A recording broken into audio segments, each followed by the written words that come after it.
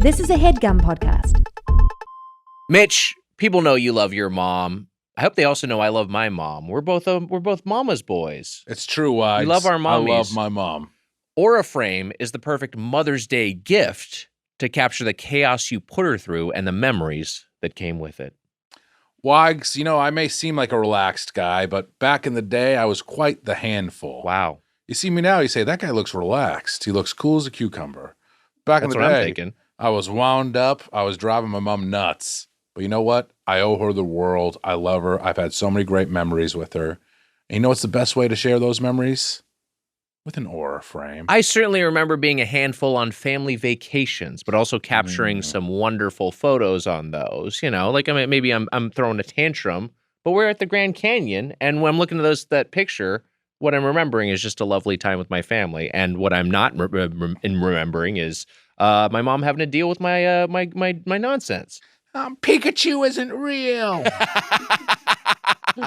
Aura-Frames is the perfect gift this spring. Every frame comes packaged in a premium gift box with no price tag. Plus, you can preload your Aura-Frame with a personalized message and photos before it ships so it arrives ready to go. Then you can keep adding photos from anywhere, anytime. Parents do love, moms and dads, all kinds of parents do love the Aura-Frames. They certainly do, Wags. My mom loves it. I gave my sister one. She loves it.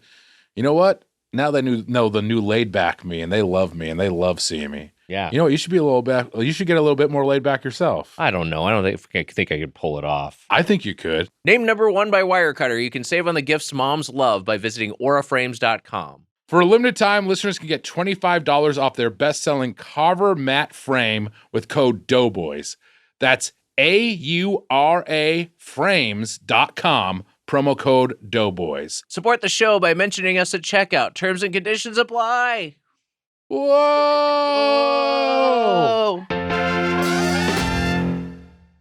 Of the 7 states that comprise the United Arab Emirates, only 2 are widely recognized. Abu Dhabi, best known in the U.S. as the preferred destination for Garfield to mail his cutie pie nemesis Nermal, and the wasteful and aesthetically repulsive cyberpunk night city simulacrum of Dubai.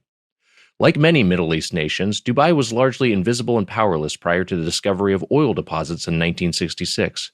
But since then, the tiny city-state has become widely known and traveled to, the 7th most popular destination in the world by one metric, as it parlayed its vast fossil fuel wealth into an attempt to build a dense, towering Tokyo 3 that's both a financial and tourism hub in the waterless desert. But its economic and cultural prominence, including a truly staggering Mission Impossible Ghost Protocol stunt sequence staged atop the then-largest structure in the world, the Burj Khalifa, involves a horrific open secret, the widespread use of slave labor. This morally indefensible but wildly profitable reality has proven a marketing liability for the wasteful, late capitalist poster child, usually inflicted on migrant laborers via confiscated passports and withheld wages. The legal or tacitly legal forced labor practice provides the necessary workforce for dangerous construction, driving, and sex work jobs. And while Dubai's moneyed asshole clientele could not give less of a shit, the world at large has judged it harshly. Enter Dubai Chocolate. A concept completely invisible prior to 2024, it's in fact not an invention of Dubai Emiratis, but of Filipino and Egyptian-British collaborators working in the emirate. After its introduction, aggressive astroturfed marketing made the pistachio chocolate mashup a much-demanded delicacy both at artisan chocolatiers and impulse buyers at the Trader Joe's checkout. Now, as the regional chocolate varietal's relevance wanes, it's found its way onto the seasonal menu of a staid, 80-year-old, distinctly American ice cream parlor. But is it enough to keep the frozen sweet treat brand, and Dubai itself, relevant? This week on Doughboys, we return to Baskin-Robbins for the Dubai Chocolate Menu.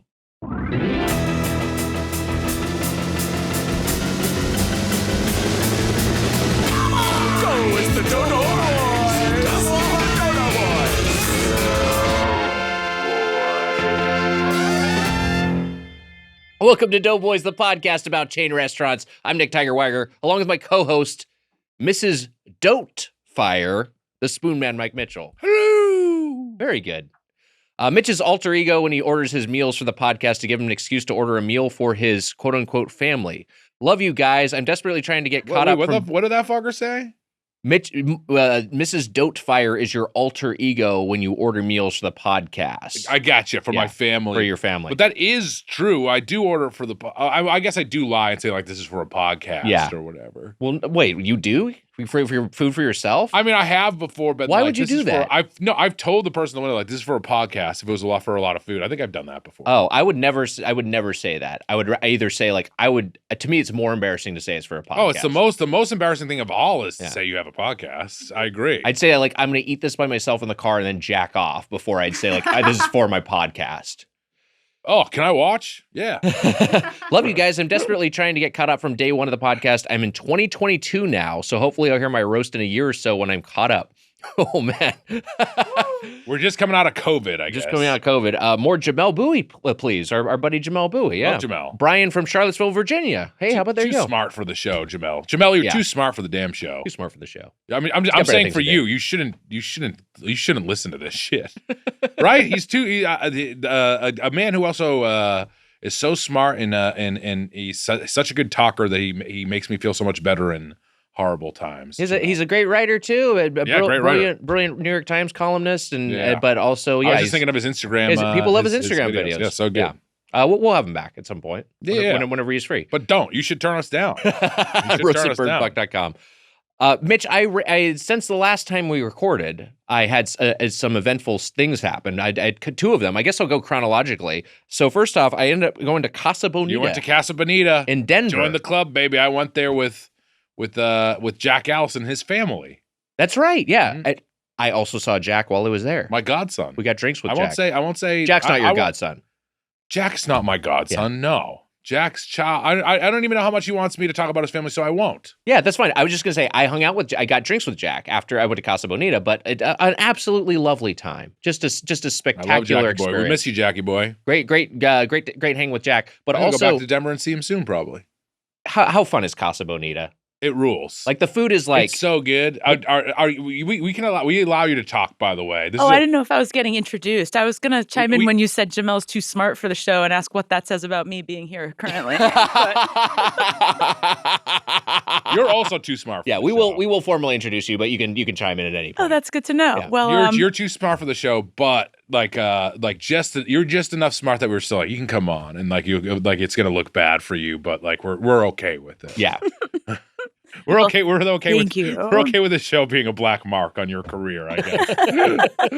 We're very happy to have you here. But Casa Bonita, I don't know if you've been. Have you? I've watched the movie about it. I would love to go. Great documentary. It's a great experience. Yeah, Cliff diving, spectacular. I think my favorite. But then also they got like a magic show. They got face painting. Got my face painted. What they did got they tarot paint reading. Your face as? I said you have my permission to do what have you. And I said I like tigers and did not get a tiger. I got a skull. Whoa. Looked like a face tattoo. I felt very cool. That is cool. Yeah. That is cool. It was cool. I agree. It's cool. It was a flaming skull. Do you see any cliff divers? That's the first thing I said. I saw a bunch of cliff divers. I was zoned out. I can't concentrate. I have a subscription. I have a prescription to Adderall. Wow. I would love subscription Adderall. I have a prescription. You got to get Adderall Plus. That's it. It's worth going ad free. I have a prescription to Adderall. That's right. And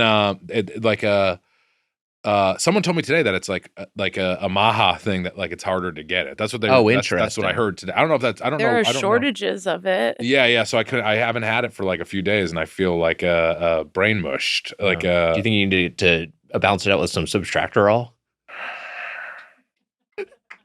That would make me worse. Wouldn't Subtractorol? You said you were getting some brain mush, so maybe you have too much Adderall. I need the Adderall. It's going into Subtractorol. Oh, that's the problem. Yeah. Yes, that's what you've got a surplus of. So I haven't been. I've been making mistakes left and right. I can't. Yeah. I guess I need it. I guess I need the stuff. Mitch, the other thing that happened since I went from Casa Bonita, I was there in Denver with the Rain Stuff show I'm working on. Great, lovely, wonderful time. Great people, and then I flew directly to San Diego, California, where me and my dad ran a half marathon together. Wow, I saw that. He sent me a video of it. Not only that, you finished at the same time as your we dad. ran the whole race together. My dad never stopped. And he's a man in his mid-70s. He crossed the finish line before you. Yeah. And together it's one Weiger marathon. It's one Weiger marathon. That's nice. So it was like, you Also, know. hey, get your ass in shape. Your dad's got 30 years on it. He's fucking kicking your ass. He's doing great. We had a lovely run. Also, we had a great talk. Tell him about your alpha older brother. What happened? Well, so we crossed the finish line together. I'm not a super sentimental guy, but you know, it was a really nice moment crossing the finish line with my dad and hearing because they announce your names based on the numbers when you go through. It's like Nick Weiger and George Weiger. He's years old. We can bleep his age if my dad wants the age bleep, but it was like and people get a cheer. Someone took our picture. It was nice. It was lovely. And then people said your age, and they're like, "Oh, they're brothers." Pretty slow. And I bet you motivated other runners who finished before you because the weird guy with the fucking skull drawn on his face. I never washed it off. So, like, I'm being outrun by Dia de los Muertos right now. my brother, my alpha older brother Nate, was also going to run the half marathon with us. He had an injury a week before training, and so he was not able to run the full race. But he said, "I'm just going to run the 5K because I still want to participate in something." We get to the finish line. He was running the 5K, so of course he finishes sometime before us. It's a shorter distance, and he's got a silver medal. This alpha motherfucker, he accidentally wins a silver medal. He accidentally won second place in his age group. That's fucking. Like, I should be hosting Doughboys with Nate Weiger and Mike Mitchell. It's the most Nate thing to ever happen. It's just so on brand for him. He I want to know what the age group is, not to discount him, or maybe it's the opposite. Is he old or young for his age? He's older than me, but it's still like it's it's not like the age group isn't 100-year-olds. You know, it's not like 3 people in it. Yeah. Okay, well, congrats to all of you. Thank you, Emmy. Yeah, I was proud of all the running Weigers. it's an incredibly hard thing to do to run. You're telling me, Jesus Christ. I was texting back and forth with your mom and dad a bunch. I was texting. They told me all about the day. It was a lovely family day. It was great. I took the train back from San Diego, and Mitch, I have a new meal I love. Train burger. Train burger. I got That's a burger. The most burger boy shit I've ever heard. I bought a burger at a nearby restaurant next to the train station. Walked onto the train with my burger and tots and crushed that sumbitch sitting in business class. You stunk up the tube. It did not smell that bad because I ate really fast, but it was great. How fast did you fucking eat it? Well, pretty fucking fast. I was like Sonic eating a chili dog. I kind of feel like train burgers should be like 8 connected burgers, and like one of them you have to be quiet. Yeah, you can't. Yeah, you can't. No one can hear you make a sound when you eat the last burger. That's fucking good as hell. It's like a burger centipede. A burger centipede is a much grosser version of it. But yeah, I guess so. That's when one burger shits into the next burger. That would be funny if it was one burger here and then in between there was like ketchup and mustard, like in between the burgers. You know condiments were they were the condiments are like between. the shit. Yeah. That's fun actually. Yeah. That'd be fun, like Wendy's tie-in. They should have done that for the movie. Why didn't Wendy's do centipede? I don't understand. Human centipede burger. I don't understand why they didn't do it. Train burger. How about that? I like it. Lovely weekend. Yeah, you're happy. You're running. You went to Casa Bonita. Yeah. What did you see the magic show? I did not see the magic show. It was pretty good. I heard the magic show. Did you see the puppet show? Yeah, I saw the puppet show. Puppet show's good. Yeah. It's great. It's such a great time. I think Jack said this, but it is like so. It is just like what Disney, like when you go there, you're like, oh, Disney hasn't done fun stuff like this, and like it just feels like what like where Imagineers went instead of Disney or something. If they opened the equivalent of Casa Bonita at like Disneyland, it would instantly be be like. No, but I'm saying like if they did that to that level of quality at Disneyland, it would instantly be like one of the best things in the park. 100%. Like, you got to go to this fucking restaurant. It's incredible. But it has all those little touches. It is like I find new Disneyland stuff so fucking boring. I concur. Like, Disney Star Wars Land, whatever. People have heard me say this a million times. It was fucking boring. Yeah, I agree. And you know what was more fun? Let's Epic go. Let's Epic. We did have a good time at Epic Universe in Orlando. I also want to shout out. I believe his name is Scott. I'm sorry if I got your name wrong because we met before Scott the race. Zennerman? Oh, Scott Tenorman from South Park. It was not Scott Tenorman from South Park. Okay, I would have known okay. if it was Scott Tenorman. I would have been like, hey, are you on South Park? Didn't you eat your parents? Yes, yeah, I ate my parents. Kind of not a thing I want to talk about. But, Hartman got me. His name, I was at the starting line with my dad, and a gentleman came up to me and said he was a fan. So, and Scott also, I believe, ran one of the races. So there you go. Your dad told me that as well. Yeah. And also, a Doughboys listener was in this race. Never mind a Doughboy itself. I know, right? I can't believe one of our fat fuck listeners fucking. I could be wrong. I could be misremembering this conversation, but I think I asked him if he trained, and he said no. Yeah. That's amazing. That's a Doughboys listener. Yeah, Look, I'm just going to free ball 13 miles from 0. That's so, I commend Scott if that is his name. I mean, one of my best friends in the world, Adam Wu, you've been with him Wu-Tang. when you were supposed to run multiple marathons with him. We were supposed to run the Vegas half marathon together, the rock and roll half marathon, which we talked about before. He showed up to Vegas and stayed up all night drinking and gambling and just didn't run the race. That is how you win the rock and roll marathon. That's true. That is more of a rock and roll marathon than actually just running down the strip. He's also one of those guys who could do that and maybe still do the marathon. I don't know how. There's people who operate like that. I don't know how they do it. Yeah. But I mean, he didn't. He missed the thing. But anyways, I can't pay attention. I've been all over the place. I had lunch with John Daly today, and we were talking about Twisted Metal, and I was like, "Did you meet MJ?" He's like, "Yeah, I was in the show. The showrunner for season 1 and 2. I just fucking forgot. I didn't forget he was in the show. My brain is just mush. I can't remember anything. I went to the wrong restaurant. I sat in the wrong restaurant for 15 minutes. I'm a fucking mess. I need my drugs. Yeah, I don't know what to do. They don't have them. Well, we'll figure it out for you. But you know what can give you a little bit of sense of stability and order is perhaps you crack the whip. We got to do a fucking Doughboys way. All the get in here and do the fucking. That's what you do. You want an episode to not come out next week? Yeah. Wow. Yeah, you calling my bluff? Yeah. All right.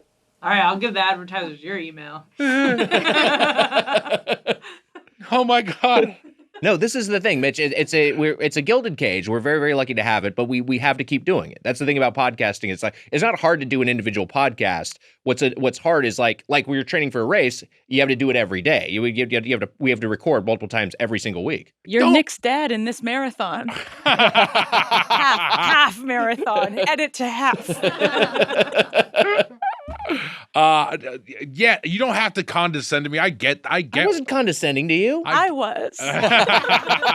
No, I was saying he gets it. He gets the brunt of it. I was putting in context for people because a lot of people was like, "Yeah, I'll start a fucking podcast." So I was like, "All right, well, you might have to do 300 of them at one, like twice a week, every week." If you're lucky, you get good to if do you're a 300 Spartan. of them. Exactly. Yeah, if you're a Spartan. I mean, yeah, you're liking that. If you mix up square and square space, you're going to hear about it. That's true. Oh, the BetterHelp people are gonna get me, or the they're not even sponsoring you. They're just like, "Hey, do you need us?" You're in roast mode. You're taking out a roast mode. Oh, Emma, hit him with a drop. There we go. Here's a drop. 1, 3, 4, 5, 9, 7, 6. What happened? 6, 7, 6, 7, 6, 7, 6, 7, 6, 7, 6, 7, 6, 7, 6, 7.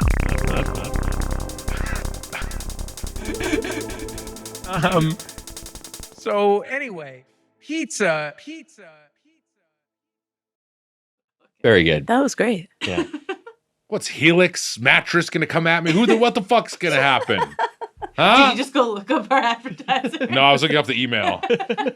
To vote, I was trying to think of Helix though. And I like Helix. I like all of our advertisers.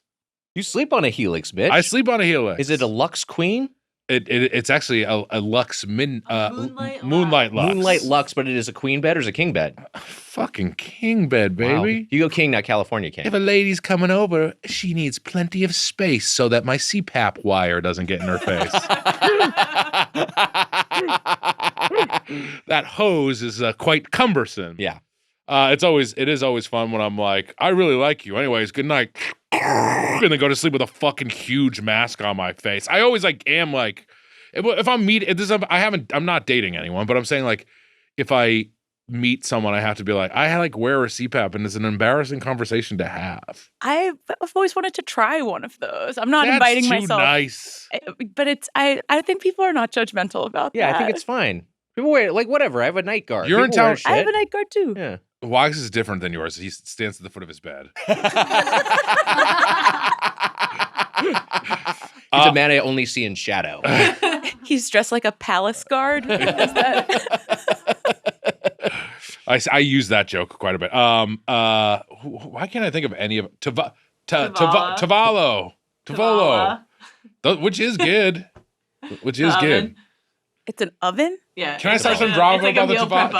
Can I talk some drama about the Tavallo? I shouldn't get into it. No. You're You afraid? can. No, go ahead. Go Yeah, for it. No, I'm not You're going not to get sponsoring into this month, so you're good. it. No, I was going to get into the drama about Tavallo is that we got one and we put it in here, and then someone from Headgum took it home. Oh, yeah. I think we told them it was okay. I think we told them they could do And it. it's a person I like, and they can't take it, but it was funny. It's like, let's put it in the Tavallo. It's gone. I mean, that's the reason we got it. I did- Oh, I'm the bad I guy? feel like we offered it up. We offered it up. My original pitch was we put it in the oven, in the kitchen here, so we had an oven that wasn't a microwave to heat That's stuff what up in. I'm talking But then I about. was told there was no room on the counter and there was nowhere to put it to safely plug it in, so it just got put on a shelf. So then we were like, take it. So Ali Khan, who works here, does a great job. Is a lovely person, just a wonderful, genuine human being. And she was so like, I need one of these. She was like, I was like, this is really good. Oh, I wasn't here for this. So this happened just when I wasn't here? Yeah. Oh, so you didn't? Why didn't you tell me, you freak? What the fuck? What's wrong with you? How big is this thing? It's like a toaster It's oven. huge. Oh, okay. It also was yours. Yeah, I didn't need it. Yes, but I did need it, Tavallo, so keep advertising with us. I love my Tavallo oven. We use it all the time in the Headgum kitchen. Yes, we could have. See, why don't you tell me things like now? I feel bad. You did. No, you're doing great. It's No one thinks you're Allie, actually it's mad fine. at Ali. It's fine, Allie. Bring it back in. It's fine. You freaking oven smuggler. I'll cut this out and put a Tavala ad right here instead. All right, perfect. Okay, here we go. I had it up and then it went away. Here is the email. Wags, here it comes. Emma Doughboys. I never changed it over to Yeah, my Erdbrink. name in Mitch's phone is Emma Doughboys. Emma Doughboys. I never put in. I like it. I like that as Emma Doughboys. It's part of the Doughboys yours family. to Mitch Doughboys because every time I go to text Mike, it comes up because I think because of the no. Doughboys group chat, your name comes up first a lot. I'm like, I'm gonna accidentally text Mitch something I meant for Mike. That's I what have you in my phone as no oven having Mitch. To be clear, I do have an oven. I love it. I love the oven. It's great. This place could use. I'm very happy that Allie has it, and I didn't know. Why didn't you just tell me the story, you weirdo? Because I was like, where the fuck did the oven go? I think we forgot. I actually don't remember you asking. Oh, where it I went. was talking to them. Yeah. Oh, I don't know. Hey, Drop King and the Deus. They kind of wrote Deuce, the Deuce. they spelled Deus like Deus Machina. Deus. But which I think is how you could spell Deus, but it's a different word. It's DAIS in this context, right? Our guest writes for roast, they would know. They do spell it DAIS for roast, There you but go. this sounds more like Deus. some, like opera Amadeus. Well, they refer to us as the Deus. Deus. Is so it I Deus think Ex- That's DAIS. What is it? Yeah. Deus, is it? What is it? Ex Mach? What is it? Deus. Oh, it's Deus Ex Mach. Yeah, I just said it. Oh. I like that. Do you like that movie? Alex Garland movie? Oh yeah, I Yeah. like most Alex Garland. I don't know if there's one I'd really dislike. We gotta introduce our guest, and you gotta read the roast. But we got an Uber ride from the finish line back to our hotel because we didn't want to walk another 3 miles, and the driver was one of the Lazy fuck. The driver was like, because a lot of Uber drivers don't want to be in the race area because it's a pain in the ass. But our driver was a runner, and he was like, I'm one of the running Elvises. I was like, that's Wow. fucking crazy. Is he Like, dressed like Elvis? yeah, he dresses like Elvis and like runs with like a group of like 12 guys when they do they do various half marathons. But then How's this? Thank you very mile.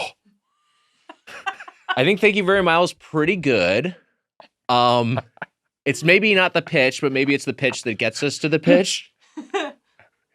You ain't nothing but a hound jog. That's good. That's why you're a professional writer.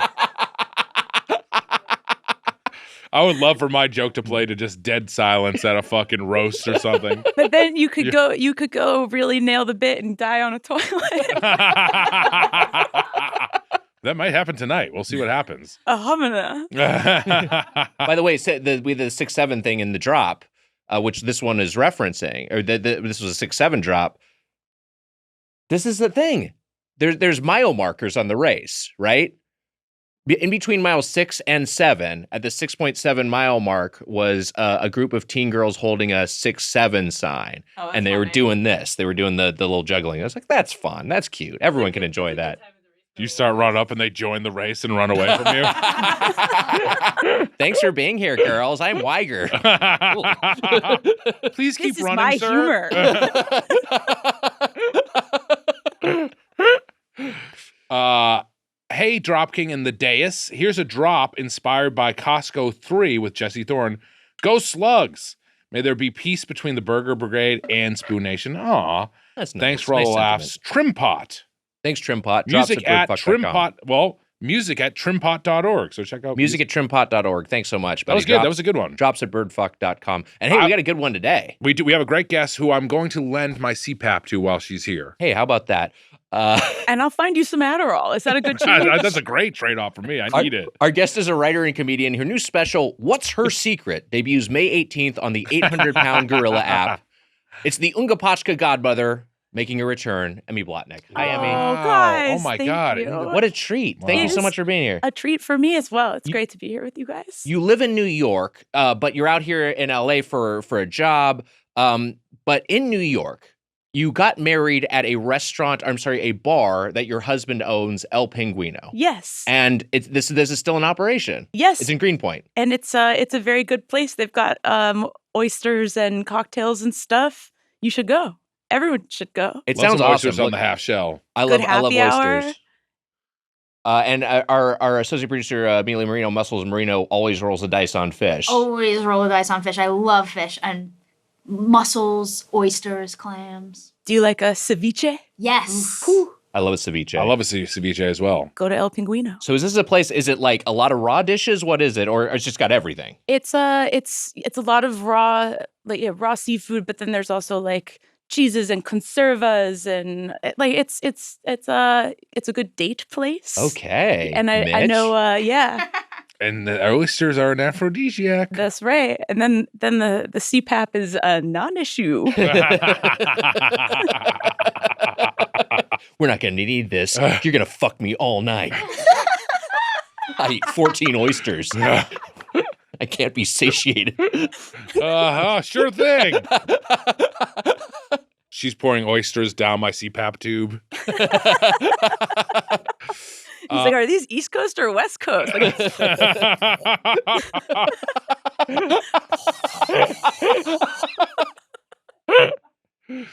It is. You do have like a little tank next to your. It is like a little aquarium that's next to your CPAP with distilled water. Ooh, could you put mignonette in there? You could put some mignonette in there.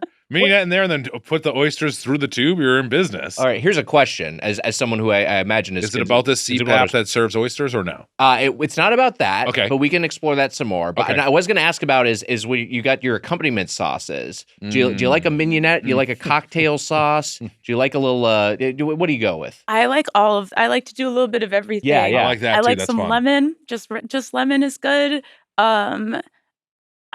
If there's some fresh horseradish, I'll throw that in there. Yes, That's a lot of fun. Yes. Can I be real here? Can I just be real for a second though? Mignonette sauce is king. Come on. You got to do the mignonette. I love Mignonette is mignonette. king. And also, like, I like to do mignonette just by itself, but then I do like to do a little of the cocktail sauce, mignonette, and horseradish. That's a fun combo. Oh yeah, that's like a full. If there was a Chicago style oyster, I feel it would be that. Shit, Chicago style oyster. That is a fun. Somebody should make that. Someone should do some. Someone should do a Chicago style oyster. Someone should do some. There needs to be more marketing with oysters. Yeah. There's not enough of that. Someone needs to fuck up an oyster really badly and then call it Chicago style. Would you eat celery salt? Sport pepper. So raw tomato on it. Here's the issue with you need it to be like something that's minced. So like a minced sport pepper. Sure. Because it can't be something that you chew. With an No, oyster. yeah, you gotta be able to slurp it down. Do you, no one chews, right? I don't chew. Yeah, you slurp them down. I gargle, but I guess that's different. You gargle your oysters? No, it's just I grossed myself out even pretending. I feel like sometimes you like hold it in your mouth for a second, I don't bite it. I let it marinate. Yeah. Yeah. What, like you ever because I let that's when you get that perfect slurp and it just goes right in. That's like delightful. The perfect slurp. You love the perfect slurp, but then there are times the perfect slurp. There are times when you get the incomplete like sort of slurp, right? And there's just like it's kind of like, oh, I fucked this up a little bit, or I didn't quite dislodge this before sucking, or wasn't quite shucked properly. That's always a little what frustrating. that is. I feel like if it's shucked properly, it shouldn't cling to the shell. Yeah, sometimes you gotta get in there with that little fork and like Yeah. break it up. Yeah. I got a question for you. When it comes to oysters, are you an old dirty bastard or a Glenn Fry? Ooh, baby, I like it raw versus the heat is on. Okay, so but I will use a little Tabasco sauce. So that would maybe put me the heat is on, but you mean like a grilled oyster with the heat is on, right? Yes, yeah. Yeah, I like it raw. Ooh, baby, I like it raw. I'm an old dirty Emmy bastard. either hated that or liked it. I'm in awe of it. Like this man, yeah, okay. I'm a ODB as well, but I love the question. Yeah. I do. Did you see him take a second to Google both of those songs? I didn't. I did not Google old dirty bastard. I did Google Glenn Fry. I knew the heat is on. Yeah, I liked it. It was worth it. Oh, I just had to figure out who Glenn Fry is. Yeah. If I got a phone, I'm improvising like crazy up there. They should let you have a phone. They should let me on have Harold a phone. Night. Who's one guy with the phone. Whose line is it anyways? And Colin Mockery is asking me a question. I'm just Googling quickly. He's got a John Bon Jovi birthday.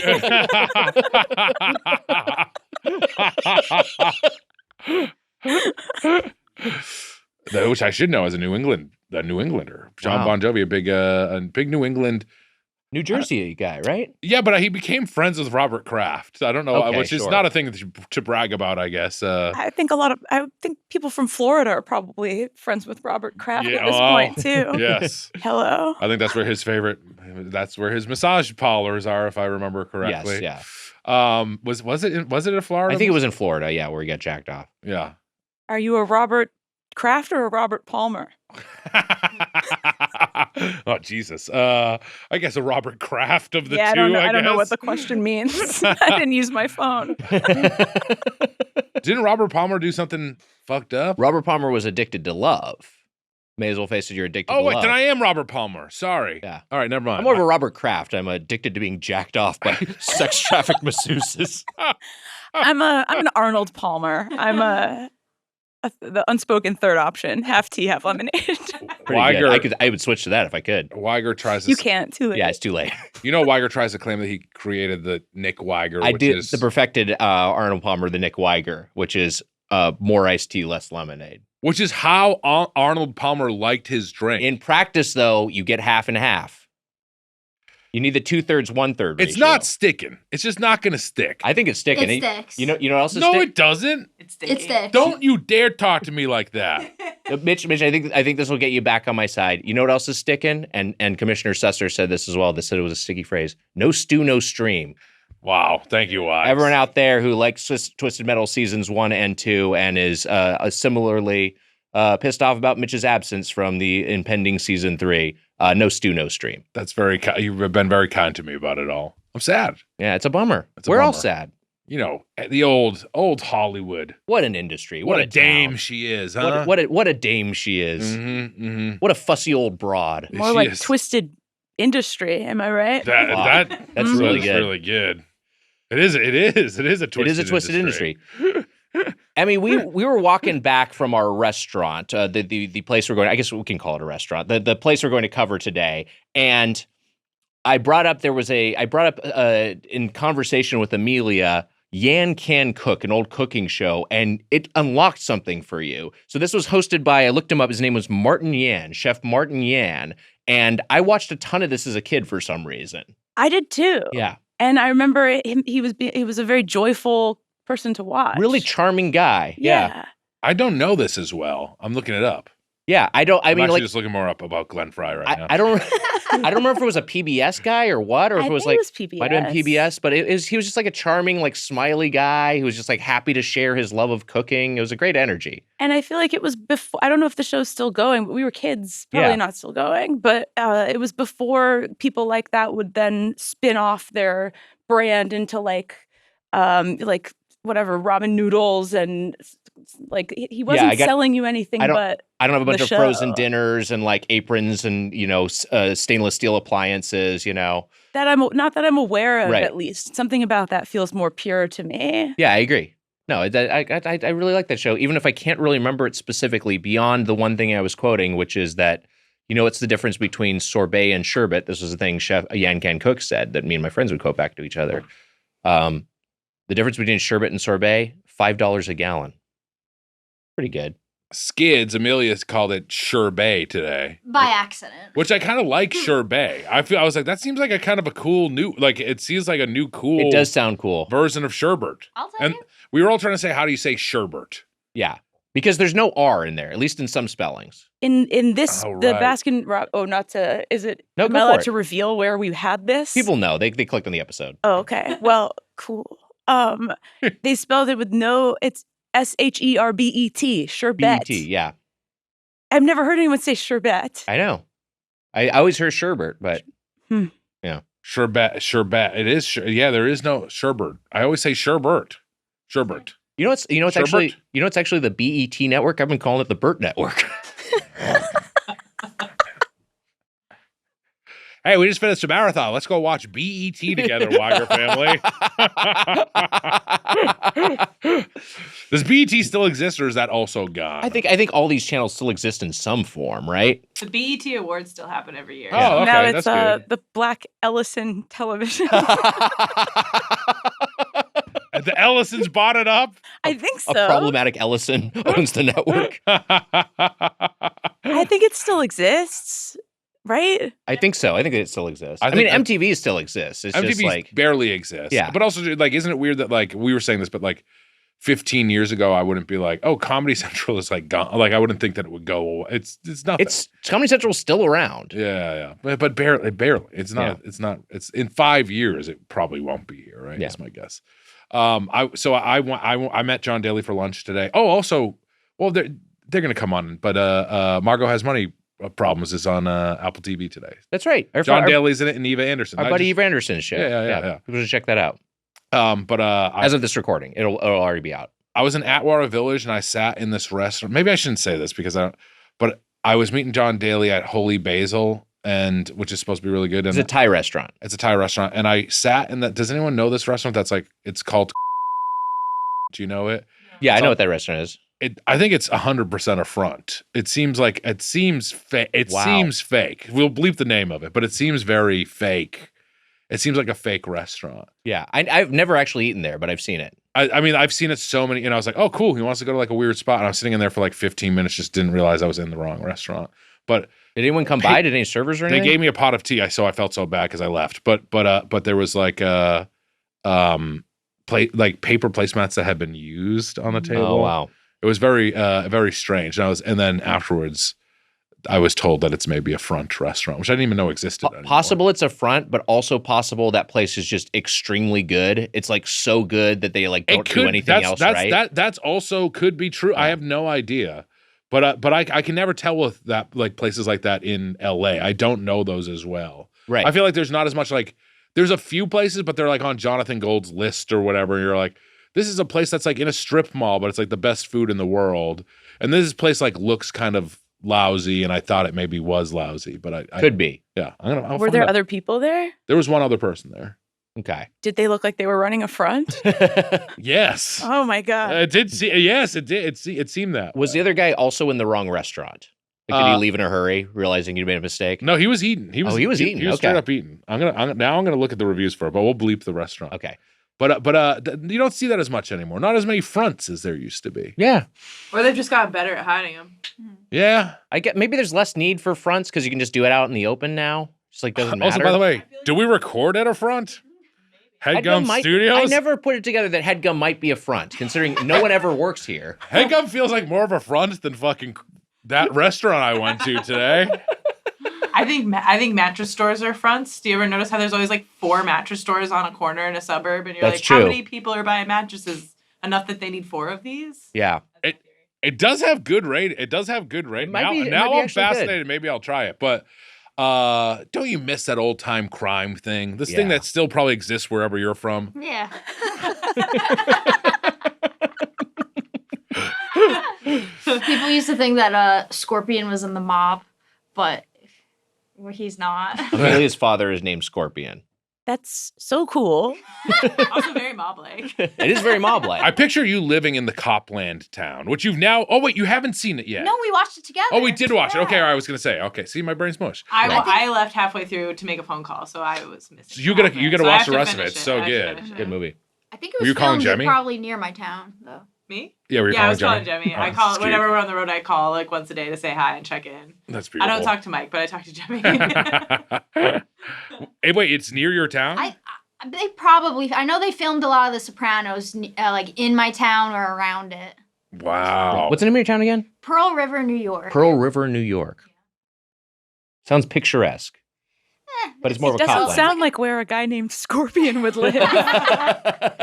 It's like a commuter town outside Got the it. Sounds city. like a sitcom town, kind of. It used to be called Muddy Creek, and then they changed it. Muddy Creek that is was where not- Scorpion Creek makes sense. Muddy Yeah. Creek makes sense. When did they change it? Like in the early 1900s, I think. Oh, okay. Yeah. They should change it back. Yeah, change it back. Muddy Creek, New York, is what they named it. Yeah.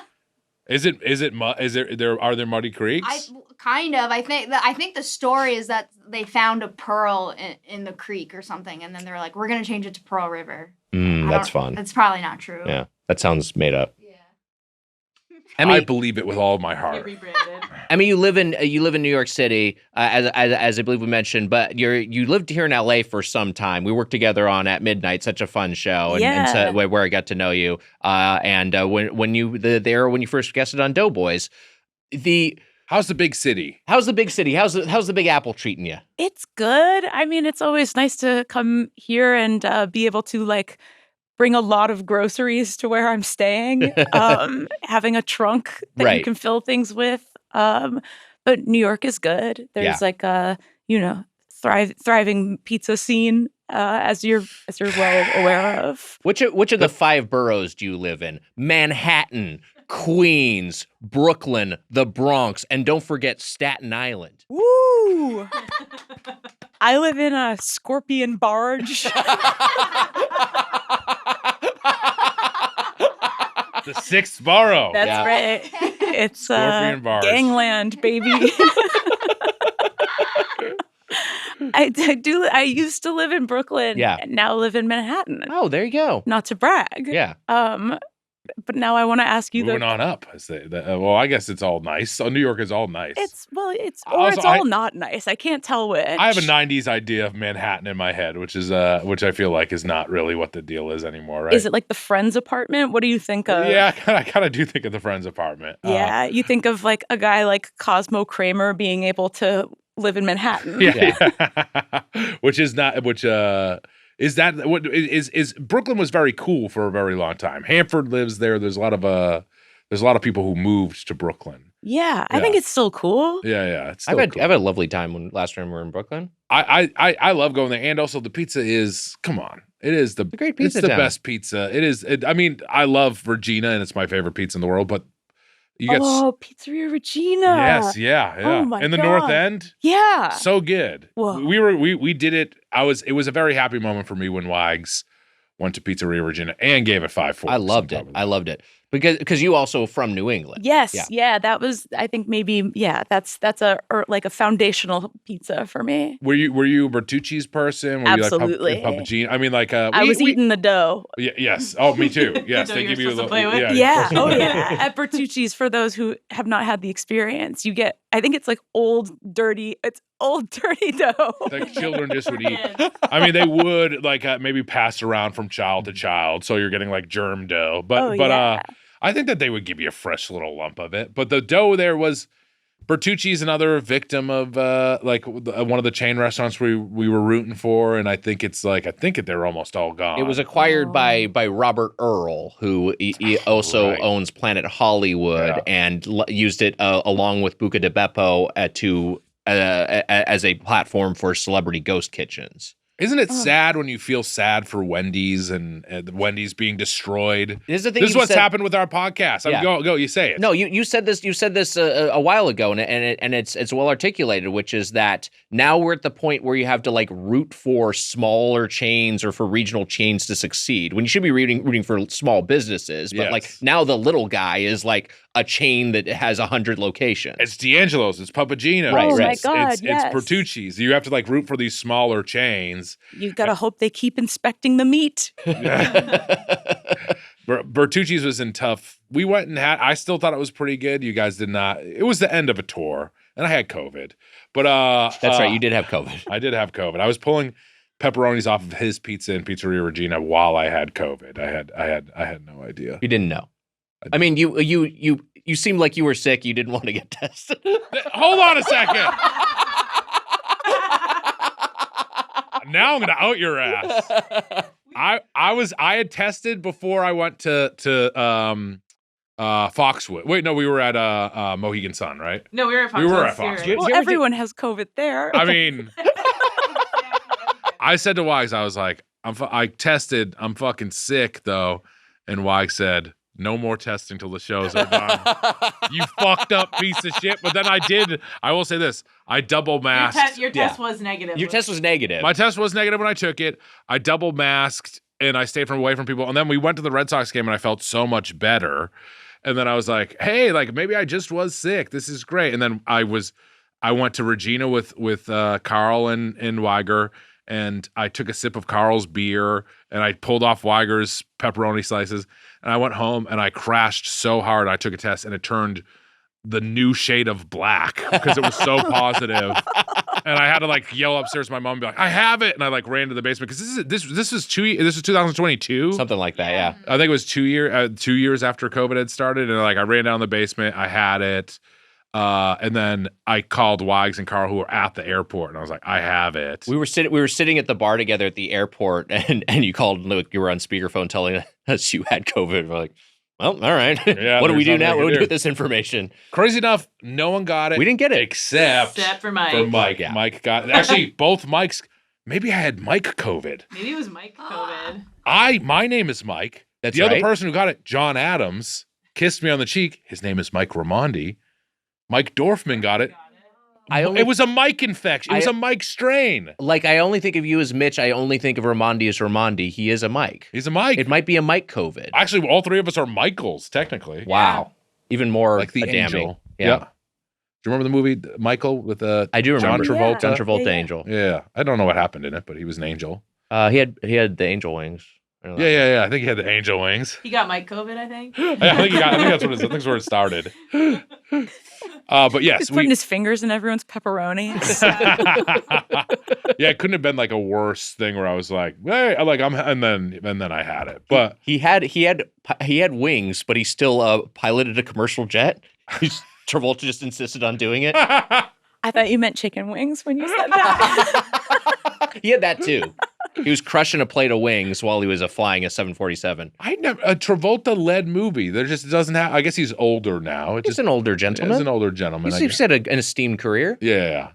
Do we hate? I don't know where we land on any celebrity I like now. Travolta. We like Travolta, right? Yeah, he was a Scientologist, so people don't like that. Of course, I get it, but it's a cult. You know what you're supposed to. But I don't know. My grandma was Catholic, and I loved my grandma, and I'm Catholic. Where is this going? Are you comparing Catholicism and Scientology? I'm saying you can't. I don't know. When people get mad at us for saying we like Tom Cruise. Oh, I get what you're saying. So I'm saying that saying you like Travolta I feel like those are different. Tom Cruise is like a mouthpiece for Scientology. Travolta not as much, right? I don't know. Yeah, I don't know if he's his front facing. He did get the Battlefield Earth movie made, which is an L. Ron Hubbard novel. Yeah. You know what? I'm gonna put I'm gonna say I'm pro Travolta just off of how he introduced Idina Menzel. That was That's really good as really hell. funny. The wickedly talented Adele Dazeem is one of the best things I've seen in my life. It's so funny. It's so funny. It's so good. We love him. I mean, that was a better time. It was a better time in our world. Yeah. What a better time. Anyways, I only gave a couple people COVID. Where are you? You mentioned wings. Where are you on wings? Because your first episode we did Wingstop way back in the day, Doughboys Year 1. I am extremely Oh my pro God. wing. Yeah. I do. I do have fond memories of going to Wingstop. I can't believe it has been 11 years. It's been a long time. We've been doing the podcast That's for too long. insane. We went to Did we go to Habit Burger together? Yes, Yes. we also had Habit Burger. We just revisited Habit Burger, and also Does gotta it feel like have it's gotten better or worse? it's gotten worse. It's gotten a little worse. That's what I feared about revisiting Wingstop too. Is that I can't imagine that they've been like, and we've made the chicken even better in these trying times. Yes, yeah. I feel like they're doing some. They're probably like growing some chickens that are like all wings and no heads. Right. Oh, God. I don't know. We was don't have to always the talk ca- about it. That was always the KFC urban legend, was that they changed their name because they don't actually sell chicken anymore. They sell these genetically modified superorganisms that are like, all legs and wings. It Oof. did end up not being true. I mean, horrifying to think though. But if you could do something like that, if you could make something that's just pure meat with no central nervous system, Or I you think could get a lady that's all legs. oh, the dream. Oh. Meet my girl. It's just 2 legs. All for Christmas. Legs that don't quit.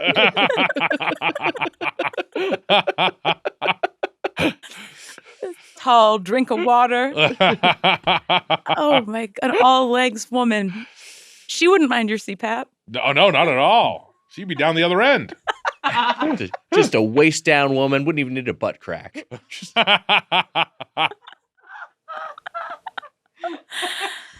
We just gotta go back to that sex store in Japan and get one of those dang. All legs. Oh, we go. Yeah, didn't you say they had? Wags went to a sex store. I went in to a Japan. sex store in Japan, and there were I'm listening. I was there with my buddies Heather Cabell and Badabadaka, my Get Play co-hosts, and Heather wanted to know what was on the male-only floors of the sex shop.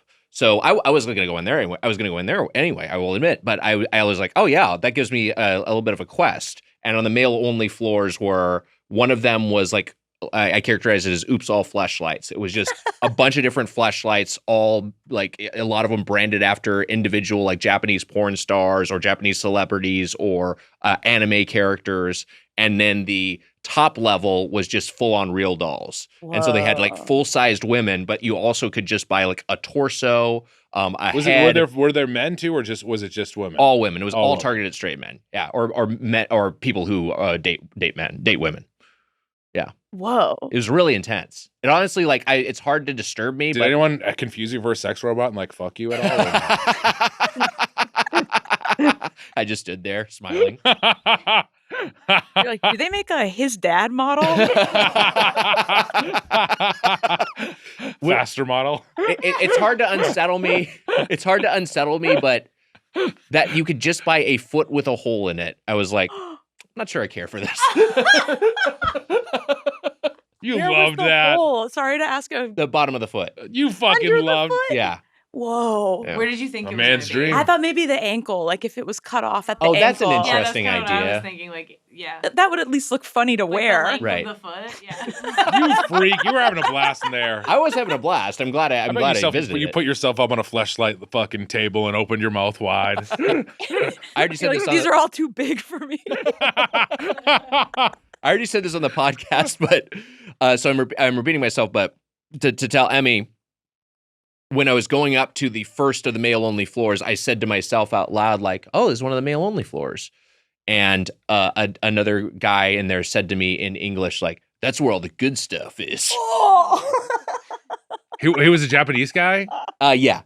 And then he was, he might have been, he was an Asian guy. He might have not been a Japanese citizen, but I'm so shocked you didn't bring this guy back with you.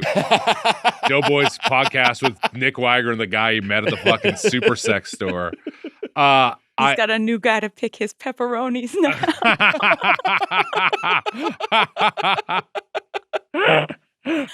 That is very disturbing. Yeah, Did wow. you at least? How did you respond to that? Did you like give a thumbs up? Or? I just like, you kind of give it, even some sort of acknowledgement, like a little bit of a nod or something, or a little bit of a half laugh, I mean, this is very funny. Just picturing you trying to react to this man. Kind of reacted like a Doughboys audience member, a Silence, smile, and something approximating a laugh. Emmy, so I'm curious. I mean, we mentioned pizza already, but I mean, it's top of mind in New York City, and we're talking about food. But give us your. Can we ask her spots? Oh yeah, give me your spots. Give me your pizza spots. Le Industrie is. I have had Le Industrie. Ooh, super good. It is very good. A very good classic a slice. It's a slice joint. Yeah. Love that. Mm-hmm. That one's really good. And then there's one called Upside that's on Spring Street. They have some pretty good slices. I'm trying to think what else. I really liked F&F. Have you ever had F&F? No, pizzeria? I really liked F&F. Which of the 5 boroughs is that in? That might. Oh man, just to refresh you: Manhattan, Brooklyn, Queens, the Bronx, and don't forget Staten Island. Oh, I almost forgot Staten Island. I think it was. I'm Googling it. Yeah, F&F Pizzeria is in Brooklyn. I was going to say it's in Brooklyn. Okay, so it was Brooklyn. Cool. I went to a new spot just recently with Carl and Carl Tart and Zach Cherry and Stavros. What a crew! I'm gonna find out the name of it. It was great. It's a good crew. Wow. Oh, Leo is also good pizza in Brooklyn. Lucky Charlie. That's the place we went. Lucky Charlie. Lucky Charlie. Have you had Leo? I haven't had Leo either. I got to try Leo. That one's really good.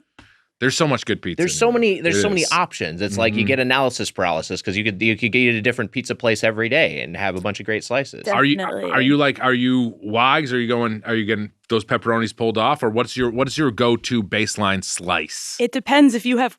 I was gonna say if you have COVID or not. I like. It depends on the place, I think. Yeah. But in general, I do like the corner piece. Like I like if it's a square pie. Oh yeah, I like a that's little fun. crust on both edges, or on two sides, I guess. But you know what? Sometimes also the one that's just in the middle, the big like meaty, like saucy, goopy slice in the middle. I sometimes like that too. You like the center sog. I like this. I like the center sog. I do like the center sog. You got to fork and knife that. You sometimes, yeah, you're right. You got to de Blasio that slice. Sort of a dated regional reference. I feel like because he ate pizza with a fork and knife, and it was embarrassing. Your credibility. Yes, yeah. This is a fork and knife pizza guy, I feel like. I think he'll use a fork and knife occasionally. No, why would you say that? I don't know. You just seem like a fork and knife, I don't know. Well, maybe I am. Who cares? See, I think you kind of are. No, I don't think I'm usually not, but I guess I would do fork it. and knife on your pie, hole in the bottom of your foot kind of guy.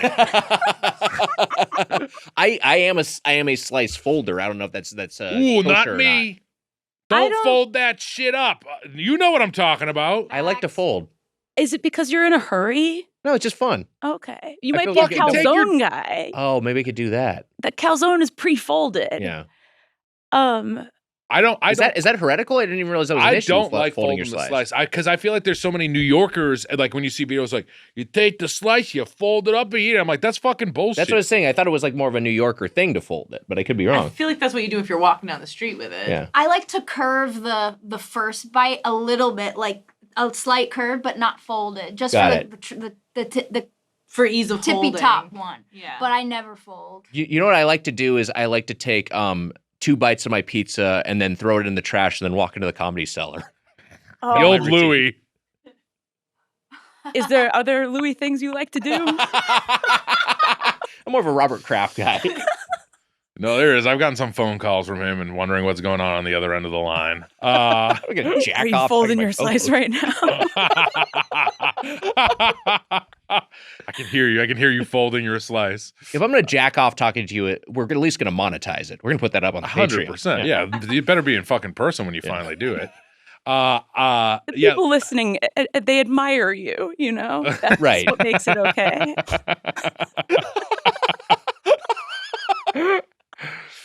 Yeah, that opening of Louis, very.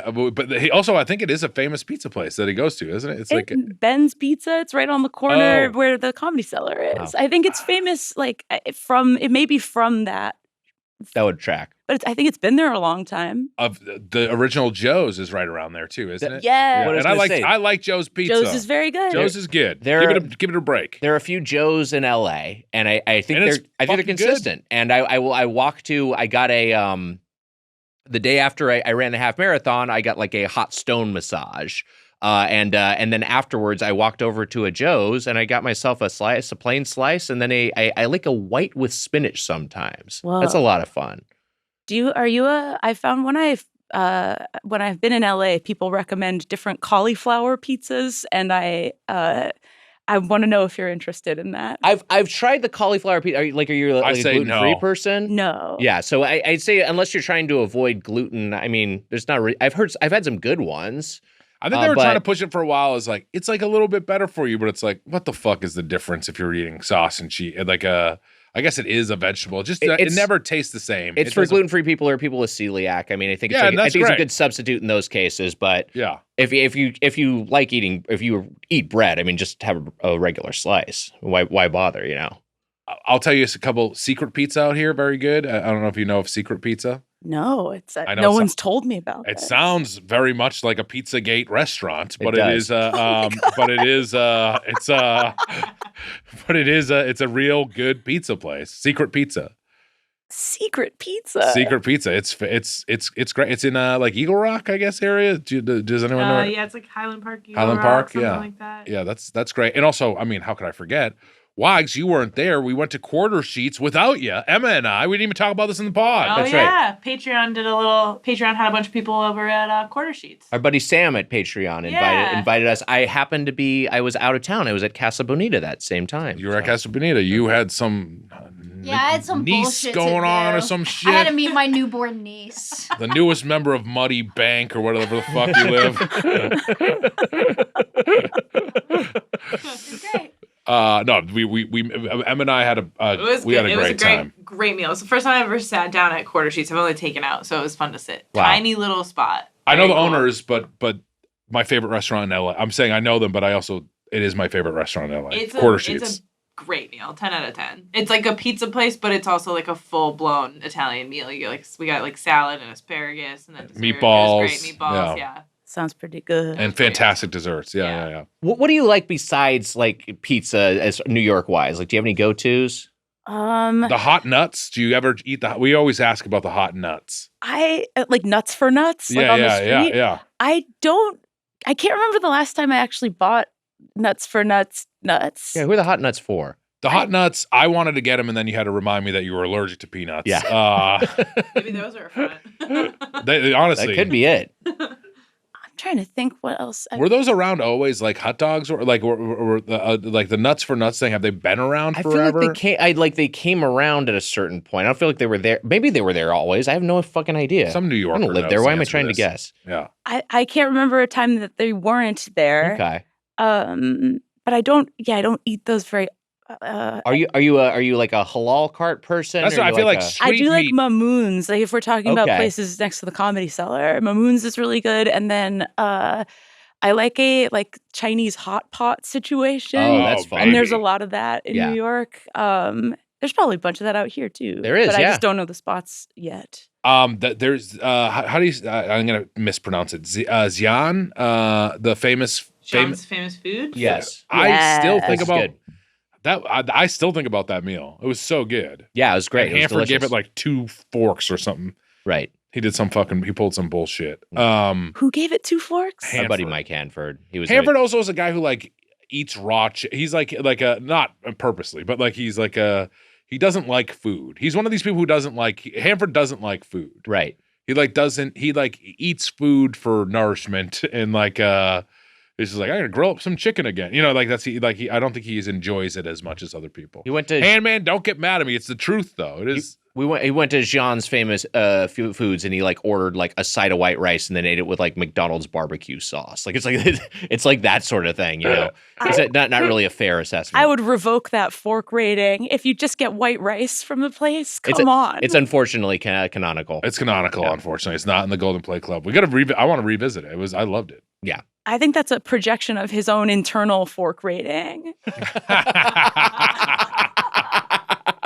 Do you ever see Hamford in that's doing stand up in New York? Do you guys ever run into each other? I've seen him not recently, but that's not a reflection of him. I feel like I've seen him at a couple places in Brooklyn. He's super funny, but will I trust his restaurant recommendations?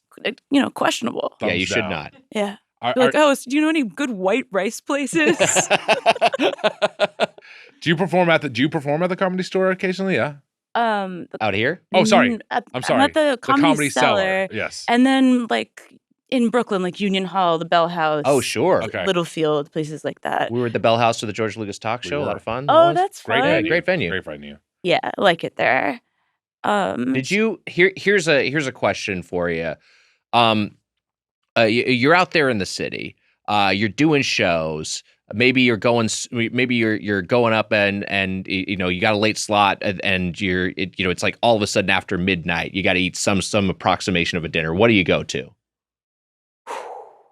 Well, the restaurant above the Comedy Cellar, the Olive Tree, is open they serve food pretty late. And there's one thing there that I would credit the comedian Tom Papa for, Nachos Tom Papa, which is, have you heard about this already? No. You guys heard about this? No. It's nachos that are basically deconstructed. So it's the cheese on the chips, but the rest of the stuff is in its own separate side cups. Oh, so I like that a lot. It's great if you want to exercise control over something because you can put like just one sliced jalapeno or you can dip it in all this stuff. And sometimes when you feel like you're spiraling, there's a great comfort in Nachos Tom Papa. It's not on the menu that I know of, but I think you could call it and they might be like, who's this cool guy? That sounds like a blast. It's pretty good. I love it. Also a very funny person, but that's I think I would I think I like nachos more that. I also like a cheese melted on the like you're getting like a fully cheesed piece of the tortilla chip. Oh, you know that's what I'm saying? fun. Yeah, I know what you're talking about. So it's like completely melted on, kind of grafted on there. Yes, yeah, that's what I want. And that's like homemade nachos when you were younger. You put Tostitos in the thing and you sprinkle Mexican cheese on it and you just melt the cheese on there. You ever make that in the oven? It's a lot way better. Yeah, it's way better than and then microwave. leaving it, like doing it well done is it's like such a elevates the whole. And you can make a meal out of nachos if you do it right. You can make a meal out of nachos if you do it right. Yeah. It's true. It is. This is just facts. I have nothing to add. It's true. Get off our backs. It's Leave a us meal. alone. You can do it. Take it up with Tom Papa. It's a meal. Did you see the Will Arnett movie, the Bradley Cooper Actually, I directed disagree. movie? I don't think it's a meal. You don't? What if you put chicken and stuff on it? It can absolutely be a meal. It's not enough. You can for eat me. nachos as a meal? No, you know what? Fuck both of you. I don't like it. We make nachos as a meal in our house all the time. Well, you guys are wrong. That's a snack you're having. Load it up with a full sheet tray, 2 people, load it up with chicken or I know beef. Skid's got my some back. avocado, some like... Skid's got my back. Skid's got my back. When Baja I don't know You Fresh, if staying that's a good silent over there. I know. Hold on, It's not hold good on. a lot of the time. when Baja Fresh didn't suck. What if they're nachos, like Italian nachos? It doesn't matter. What are I think they're a Italian side nachos? piece. I don't know. Side piece. In the heyday of Baja Fresh, they had really good nachos, and if you got one of those nachos, because they were intended to be shared by like 4 people as an appetizer, if you got that as a dish for one, it absolutely would be a meal. You're essentially getting the exact same thing as the ingredients as a burrito. They're just delivered in chip form. It's like saying that chilaquiles aren't a meal because they got chips in them. You can have chips can be a meal. That's fucking bullshit. It's eggs. Chilaquiles are eggs. Well, you can put fucking carne asada or pollo asada on a fucking nachos, and they're fucking a meal. He's so mad. Well, guess what? French fries are a main course too. You fucking idiot. You can make French fries a main course. shut up. Carne That's asada disgusting. Carne asada fries could be a main course. That's insane. I have to side with Weiger on this one. I think this is Why don't you go egg your nachos at home, okay? So by that logic, you could have like 7 Twinkies and that's a meal. No, This because is not by that there's logic. not by that logic. Hey, you at put all. some chicken on there, you could do it. That's You what you're saying this saying. just to get a rise out Yeah, of I know, us? that's a This I'm Twinkie with bullshit. meals here. Nachos have veggies, they have dairy, they have protein, they Yeah. have all the different food groups. You have Twinkies dietary do fiber not. from the beans. Mm-hmm. Corn chips. Corn is a Yeah, a grain. beans. There I you think. go. It's a side It's piece. a side piece. You're sharing it with your friends. You're having pieces What of about it a together. quesadilla? Side piece. Mm. See, that's what I was gonna say. It's oftentimes the appetizer menu, but to me, that could be an entree. I think that's an entree as well. If you put some I meat think in there. that could go meal mode. Quesadilla. Then I'm there's- more, I'm That's more, just I'm more on the tortilla and quesadilla cheese. being a meal mode. Now, hold on just a minute here.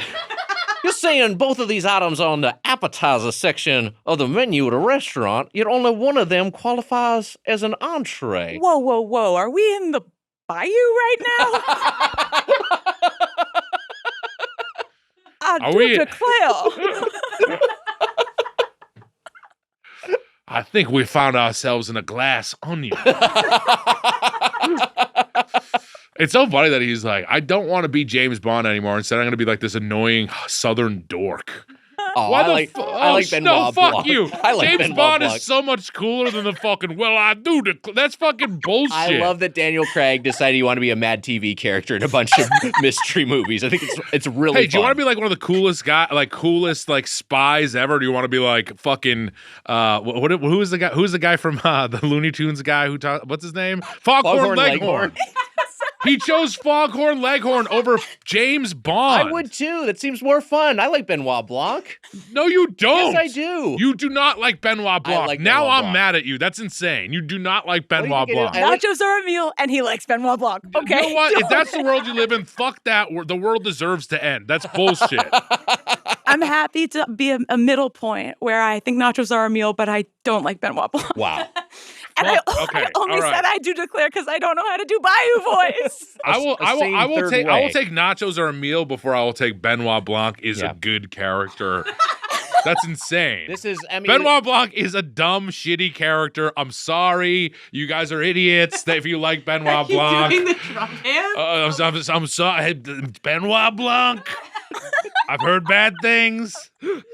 You could be. I just don't. You're a working actor. You could very easily be in Knives Oh, Out. I don't 4. want to be in Knives Out. Fuck Yeah, that you- guy. that'd be great to I'm be in Knives sorry, Out Ryan. I call him Ryan Murphy. I'm Brian Johnson. I don't even have anything against you, but I do think Benoit Blanc is dumb. You know what? You can think my podcast is dumb or some things we've become too sensitive. It's okay to dislike things, but I'm just sort of. I'm saying, like, Benoit Blanc is so stupid. I like Benoit Blanc. Benoit Blanc's You know who else I stupid. like?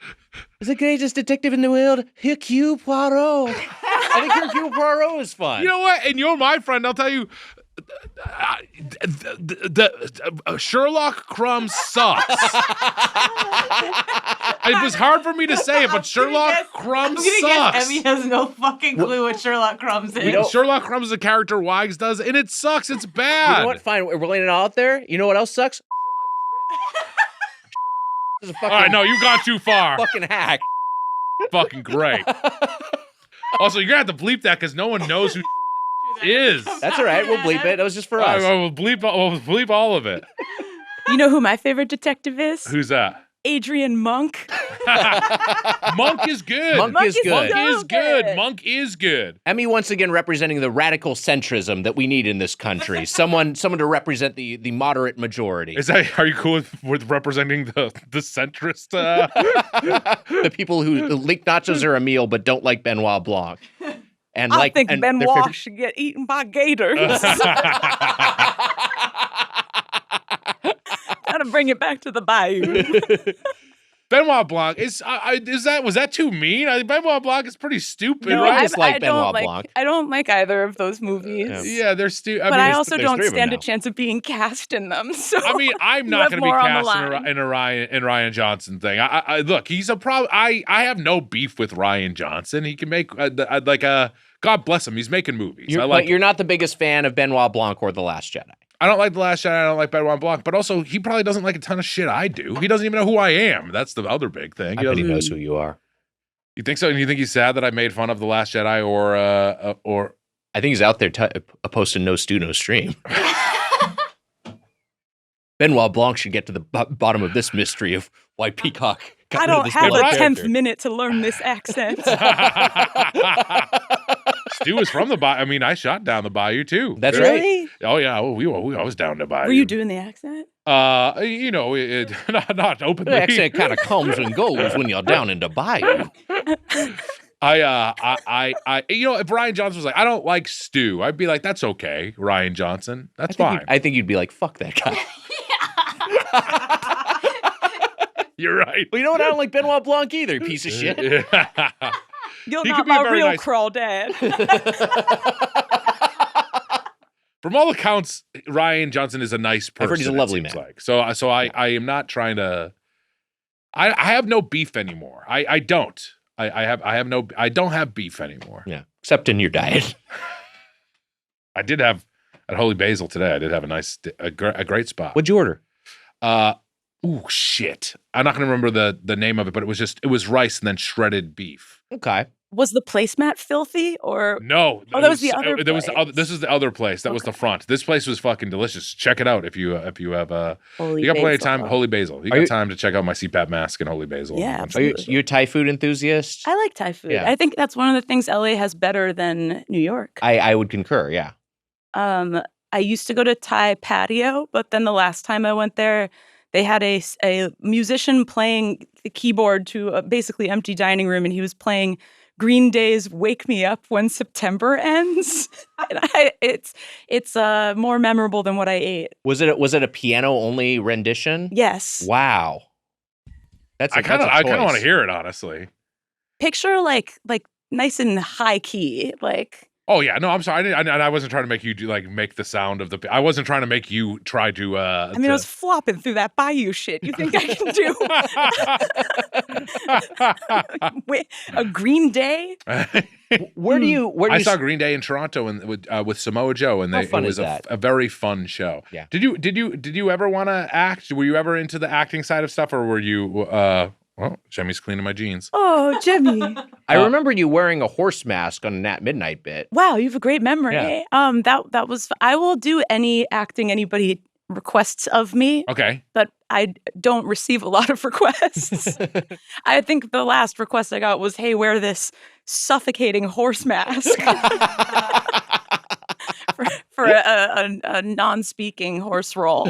I was George Lucas. I had a blast. That's right. yeah. I don't know if I think Emmy might have departed the show by that point. But because of that decision to have me play George Lucas. Like, Mitch- is the real George Lucas not available? Like, yeah, that was the first ask, and then they went to Mitch, and I was the second ask after George Lucas. All right, I love that. you did you crushed it. That was so fun. Thank That's you, a fun Wags. bit. And also Wags spoke up for me. So that's very nice. Gra Pow, GRAPOW. Gra Pow. Gra Pow Wagyu. Wagyu. beef. Wagyu. Yeah, like Wagyu beef. Yeah. That sounds very good. Yeah. Yeah. It was delicious. A lot of great food out here. You're there's a lot of good. But you said you're buying groceries for the first time. I am sucked into Erewhon when I'm here. I can't help it Mhm. because that's another thing. New York, there's a store now called Happier Grocery that's Okay. trying to do what Erewhon does, but you get all these glass bottles and then you have to navigate narrow, busy streets. And you might accidentally smash your glass bottles into like a light post or something. And then in my case, it was a $20 bottle of turkey chili that had shattered in the Oh, van. man. Jesus. And the glass, the chili, you're like, why did I do this to myself? Yeah. So here you can Ow! really, yeah. That's what's happening. That was a little kind of like a Mr. Sits on Uncomfortable Things. This is too long. I've already told this story a million times or just recently twice On I the feel like. podcast, yeah. But there was a guy who was like came to like who I knew from college. Who was like a very like I'm a cool guy, and he was like I'm going to do something at the show in at UCB. There was a show called Not Too Shabby, It's like an open mic sketch and character show. and he did this thing called, and he went out on stage and he went, doom, doom, doom, doom, doom, doom, doom, doom. Mr. Sits on Uncomfortable Things, sits on uncomfortable things. And then he sat on a orange cone and went, yow! And then the lights went out and the theater went dead silent. But Amelia now says it's good, and everyone has rallied behind her and says it's good online. I think think you do it it's- is good. I think it's legitimately, unironically funny. I mean, and then like you did it was funny. You did it in the pool in Orlando, and you're making us yeah. laugh. It was really good. Yeah, You were dude, making that us crushed laugh. in the pool. Yeah, it was. It was fucking going. I thought it was bad still. It should have got my thing with the chili of eating and going, yeah, it was the same thing. Mr. eats glass in his soup.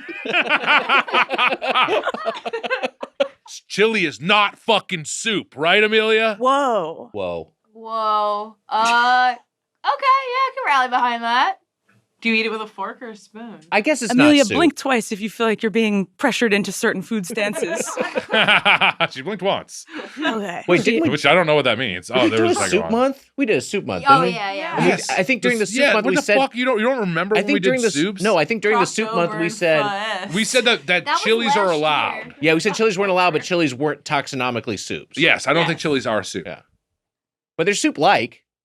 Do you disagree with us? Well, what are they if they're not soups? They're chili. It's like stew.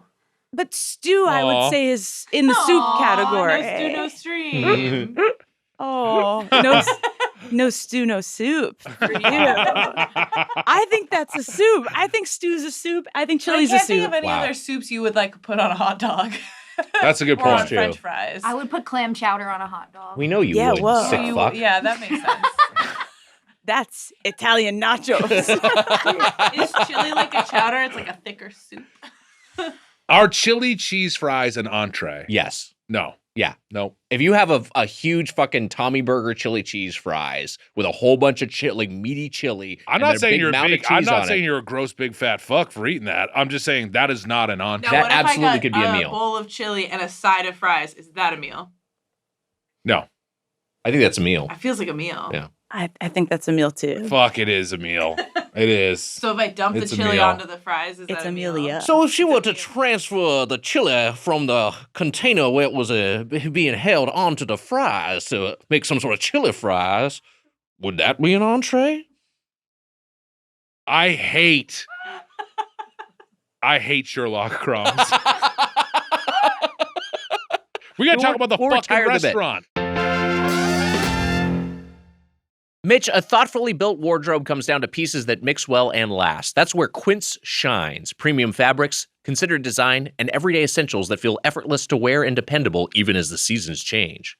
Quince has the everyday essentials we love with quality that lasts. Lightweight cashmere sweaters, short sleeve Mongolian cashmere polos, linen bottoms and shorts, tees and 100% Pima cotton and European jersey linen.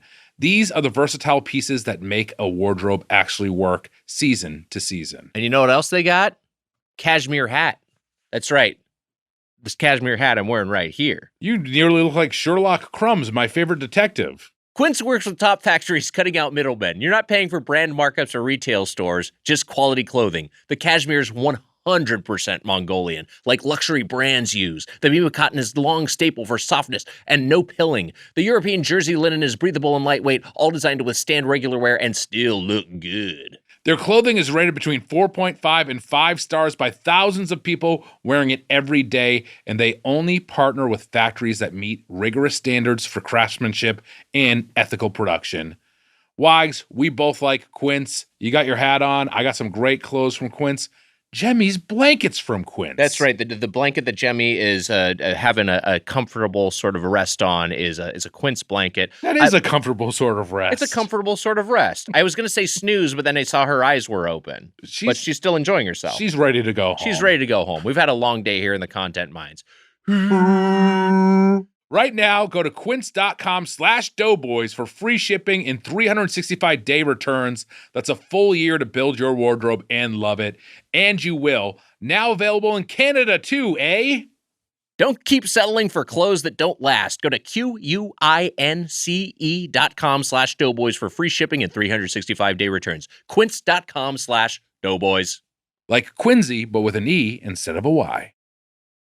Hey, buddy, you know when you just want something comforting after a long day, like the day we just had today, Mitch? That's right, Wags. Recording a long lot one. of Doughboys episodes here in the content mines. Well, that's when we turn to Goodles. It has all the nostalgia of the mac and cheese we grew up with, but with ingredients that make me feel good. Each serving is packed with protein, fiber, and essential vitamins and minerals, and tastes amazing. Mitch, I like Goodles. I eat Goodles all the time. I've eaten Goodles twice this past week. Wags, I might eat some Goodles tonight. I might go home and make some Goodles because they got the little microwave ones. I can toss them in the microwave. It's ready in just a few minutes. And you just had a long day, so I did have a long day. Time to go into the content mines. Let's go, boys. Every serving of Goodles mac and cheese has protein, fiber with prebiotics, and vitamins and minerals from real plant sources. Almost all Goodles products are low glycemic index, so you can get steady energy instead of a carb crash. Plus, it's Clean Label Purity Award certified, which means it's been tested for over 400 different contaminants, and Goodles meets their highest standard, Wags. There is something for everyone with an amazing variety of flavors, including vegan and gluten-free options. It's time to get some Goodles for yourself. We know you'll love them as much as we do, right, Wags? Pick up Goodles mac and cheese and pasta on your next shopping trip. Available nationwide at Target and Walmart, plus many other major grocery stores and retailers. Wow. Where's ice cream in your dessert hierarchy? It depended entirely on the source of the ice cream. Is Interesting. where it lands in my hierarchy. If good ice cream for me is number one. Good ice cream can be number one for Wow. me too. I'm not saying that that's what we had for this episode. Today we had Baskin-Robbins. Oh my Baskin-Robbins God, the shade. was founded in 1945 in Glendale by Burt Baskin and Irv Robbins. How about that? Did I throw my empty By dish Carol out today? Baskin. It wasn't Like, Carol Baskin. It was the Tiger Yeah, King lady. That bitch Carol Baskin. It merged with Dunkin' Donuts in 1994 to form Dunkin' Brands, and there are co-branded stores that have both Dunkin' Donuts and Baskin-Robbins. In 2020, Dunkin' Brands itself was acquired by Inspire Brands, which also owns Arby's, B-Dubs, and Jimmy John's. This is where things went sideways. Here's another thing. I did not know this about Baskin-Robbins before this episode. Famous former employee, Barack Obama. Whoa. How about that? Wow. Would you like to eat? Baskin-Robbins. Edit that out. I loved it. That is fascinating. Yeah, how about that? I feel like How about some Rocky Road? I just did your joke again. Sorry. sherbet. So we walked over. There's one a stone's throw from the HeadGum headquarters. Who would have thought? From Baskin-Robbins to Netflix producer. What a journey. What a journey for Barack Obama. Yeah. There was a pit stop of president on the way as He was well. president for a little bit. Now he's also Netflix producer. How weird to work at Baskin-Robbins at the start of your career, and then the end of it, work with Adam Conover. Life is amazing. Life is a herald. As Life is they a say. herald, as Yes. they say. So we walked over there. We each got triple scoops because we wanted less so because we wanted to eat 3 scoops of ice cream, which is a lot. It was more really of a funny, divide and conquer to try to cover more flavors. Cover more flavors because you can sample flavors, but sampling a single bite is not the same as like having a scoop. Mm-hmm. Hey, Mr. Kroll, I read the newest season of Big Mouth. Very funny stuff. I think you could maybe put a scene where the pubes sing at one point.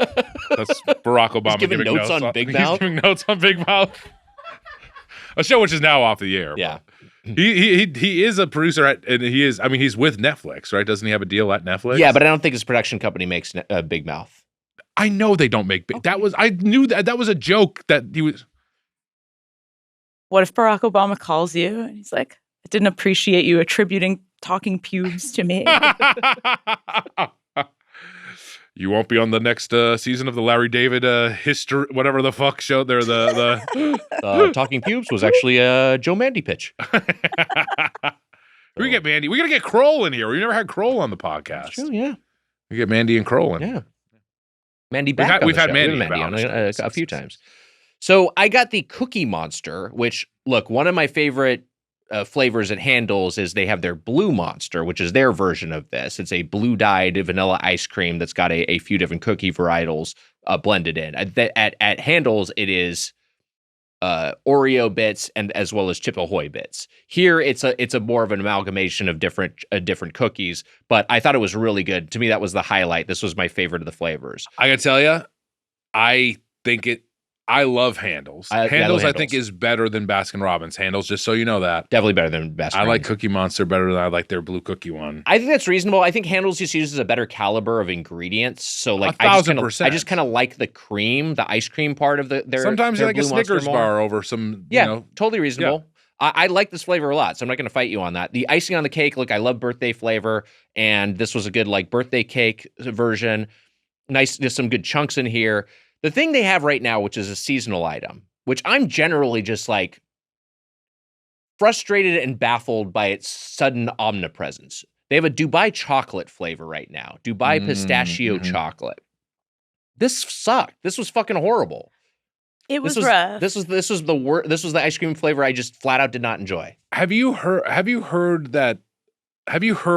things about Dubai chocolate that it, in a way, we were talking about fronts earlier, but Dubai chocolate was like a thing to get people more comfortable with like Dubai, like no doubt, yes. that's part of its marketing. But that's like what the whole push of it is, right? Is apparently it's like, totally astroturfed, yeah. Came out of nowhere and people were like, oh yeah, Dubai chocolate, this thing exists. What the fuck are you talking about? Have you had Dubai chocolate prior to this? I have, but I feel like I haven't had like really good Dubai chocolate. Yeah. I've had it from like a bodega where it's, it's like the last thing at the register and you're like, why don't I throw this in and see? I'll impulse buy this, yeah. Yeah, but I don't think it was like I don't know. It's possible that it all is dusty tasting, but I'm sure somebody makes it good somewhere. I love pistachios, and I like chocolate. I like pistachios. Okay, I feel bad about pistachios because my grandma, like, it was green, and you're like, that looks like fun, and my grandma loved it, my grandpa loved it, and then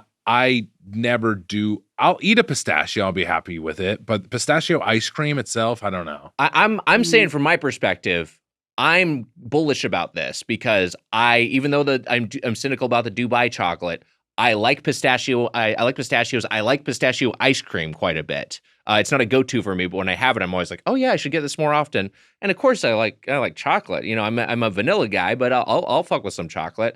But I feel like this was like I don't know what's going on. You said it tasted old, which I totally agree with. There's something about it was just like, this just tastes off. It tasted dusty. And it was so pistachio forward is the other thing. But like we weren't getting the sweetness of it. You get a pistachio ice cream and it's nice and loaded with sugar.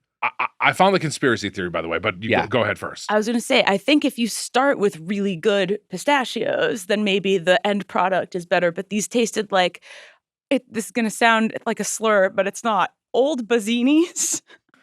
They tasted like old Bazzinis. Yeah.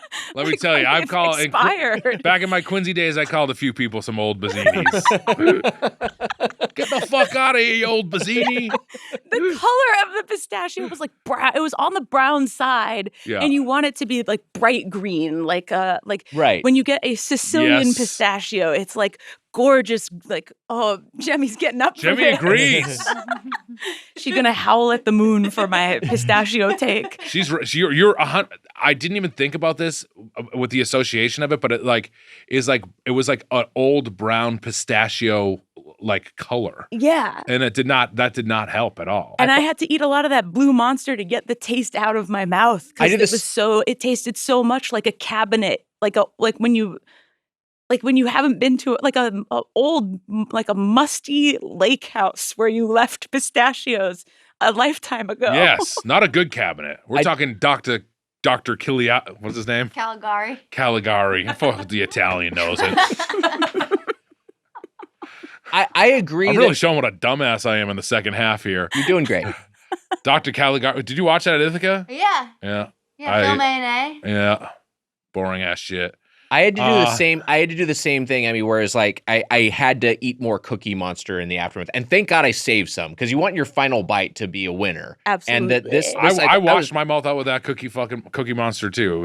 It was super helpful. Because I was like, this is flat out. I had it. I was like, this is bad. This is fucking disgusting. But I have to have a few more scoops just to. She's confirm. laughing, like thinking of us like sucking off the Cookie Monster or some shit back there. Is that what you're laughing at? Yeah, that's you were what all you're washing thinking your of. mouth out with Cookie Monsters immediately. That's what I saw her. I saw her just got smiling. it. Yeah, so, yeah, that makes sense. The Dubai chocolate conspiracy theory suggests that the viral pistachio and Kadayaf, is that how you say it? I don't know, filled chocolate trend was not an organic hit, but rather a manufactured marketing ploy or propaganda campaign to whitewash the United Arab Emirates' reputation regarding human rights. Yeah, I totally abuses, buy and that. Regional geopolitics. So that's the thing. Who knows if that's real? I don't know if that's real or not. I have no idea. But it is one of those things that was like, have you had Dubai chocolates? And then there was like lines at the Americana to get like Dubai chocolates. It's everywhere on Instagram. I don't know. I'm just naturally suspicious of this. Here's the thing.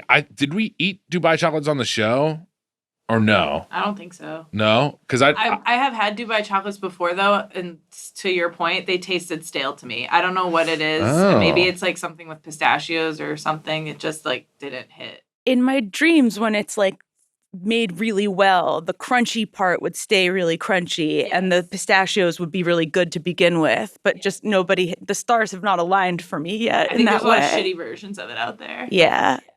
Right.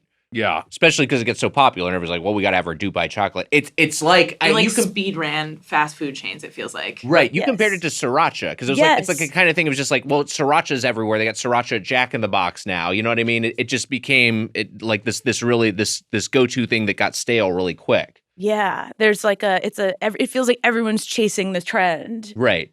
I feel like even when we were probably 15 years ago or something, maybe longer than that, it was like avocado was enough to be a trend. Sure. But now It has come a lot. I think that you know what I think? I think we're in the trend basement is the issue. Wow. The trend basement. We're in the trend basement. We've had so much there. Now people are just like desperately trying to come up with stuff. Like when you're like, you know how you're like, it's like, oh, there's Detroit style pizza. And you're like, oh, Detroit. And you know, like 10 years ago, I was like, Detroit style pizza. I got to try it. I have to go to, when I was in Detroit, I tried Buddies and Jets. I was very excited about it. And then it's like, St. Louis has a pizza too. Like, of course, every regional spot has a pizza. But I think like eventually it's like everyone's tried so much of this stuff now. The world is way more connected. You know what I mean? Like everyone kind of knows of all these things. So it's like making up new things or like kind of really niche things that aren't even really real, you know, like I think that's what's happened with the world of food specifically. Doesn't it feel like the Korean corn dog trend had like about 6 months? And Yes. people were like, I'm kind of done with this. And I feel like the ube, like purple, the bright purple color, I feel like had a moment too. And then I read a story that was like where ube is grown is like absolutely obliterated from like Instagram demand. And Oh it's, my God. You know, we're burning through these things. Yes, yeah. We're speed running, as Emma said. It's just going through way too fast. It feels like it's very color dependent too. Like the ube thing is like, it's very pretty in your pictures. The Dubai chocolate, if it's green and bright, very pretty in your pictures. It is, it's all yeah. very like Instagram friendly. Are we still running out of almonds? Is almonds still an issue? Remember when we were eating so much almonds and almond milk? I think pistachios are actually are like an issue too right now. Oh, okay. Partly because of this thing. I feel like oat milk has taken over almond milk, right? Like I like oat milk as a oat milk supremacy over almond milk. I'm very in favor of that. Yeah, I feel like almond milk is now less, but also it's still hugely popular compared to what it was, 15 or 20 years ago or whatever. I'm gonna sound like a soy boy. Why do we move on from soy milk? Soy milk was fine. I agree. There's a surplus of soybeans. And a lot of American farmers grow soybeans. And also, it's got the most protein of any of these because it comes from fucking beans. You know, I like regular milk. Give me that big old cow titty. Regular milk's fine. Yes, that's lactose free milk is my favorite. Give me the fresh from the udder, wags. I still like it. If you're not trying to have an animal based thing, I think soy milk is great. I think that works. I do a RFK style raw milk personally. Mitch, he cut off a. This is news today. So it will be dated, but he cut off a raccoon's penis. I did see that. What Did you the see that? And then it's like, then what?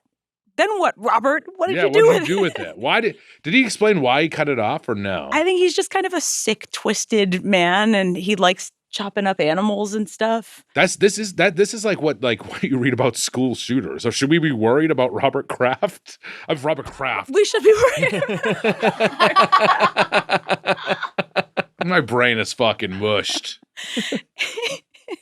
I mean, got a I don't think massage Robert from a Kraft is going bear, I think. Just conflating these things. to be worried about RFK is what I'm saying. Like It's true. cutting the dick off a fucking raccoon. It is like the animal mutilation you hear about somebody who goes on to be a serial killer. Yeah, it's 100%. Maybe Why would he you do had that? Baskin-Robbins Dubai chocolate ice cream and needed to cleanse his palate with some raccoon cock. Mitch, you also had the Cookie Monster. You had what Amelia transcribed as Ricky Road. I just kept it like that because I like the phrase. No, Ricky Road. Ricky That's Road good. sounds like Sounds a cool. guy. That's like a cool. Yeah, that's a cool. That could be a cool 6-month trend or something. Ricky Road. He's in the all-male floor of the sex toy store. You know what? Sherlock Holmes is out of here. Ricky Road is in. New character. Here's an idea: Ricky Road vanilla ice cream instead of chocolate ice cream. Oh, that's great. Shit, Why is it Ricky? I don't know. My brain is a mess. What else would you put in there? You got vanilla ice cream and then nuts and marshmallows. That's Chocolate covered marshmallows. That's the inversion. Vanilla ice cream, chocolate covered marshmallows. and then a different nut or no? Yeah, maybe a different nut. What are the Peanut. Could be peanut. Could I know. be, Sorry, that means you can't have Could it. be a pecan. Ooh, a pecan pecan's could not be fun. bad. Yeah, pecan's pretty good. I will workshop it. You also got Ricky Road. Reese's peanut butter, and then you made that into a sundae with hot fudge, whipped cream, and cherry. No, I ordered a 3-scoop sundae. I'm gonna say this. I was like, I really housed my sundae because I finished it. Here's the truth. I said that, but I didn't want to say this in the store. I got a tiny ass sundae. Small as fuck. So you had you had 3. Do you have 3 scoops? 3 scoops. I got 3 scoops. There must be something different between 3 scoops and a sundae because I had a 3-scoop sundae and I saw yours and it was 3 ice cream scoops stacked on top of each other. All 3 of my scoops were next to each other in the bowl. Oh. And so I was like, this is like tiny. Because theirs had It's a- cones in the bowl too. No, that was why. I was Mine the had only one with yours the cone didn't bowl. have a cone. But I'm okay. guessing it's to create enough real estate to For put s- whipped cream and stuff. And like toppings, and all I did was hot fudge and whipped cream, and then the cherry on top.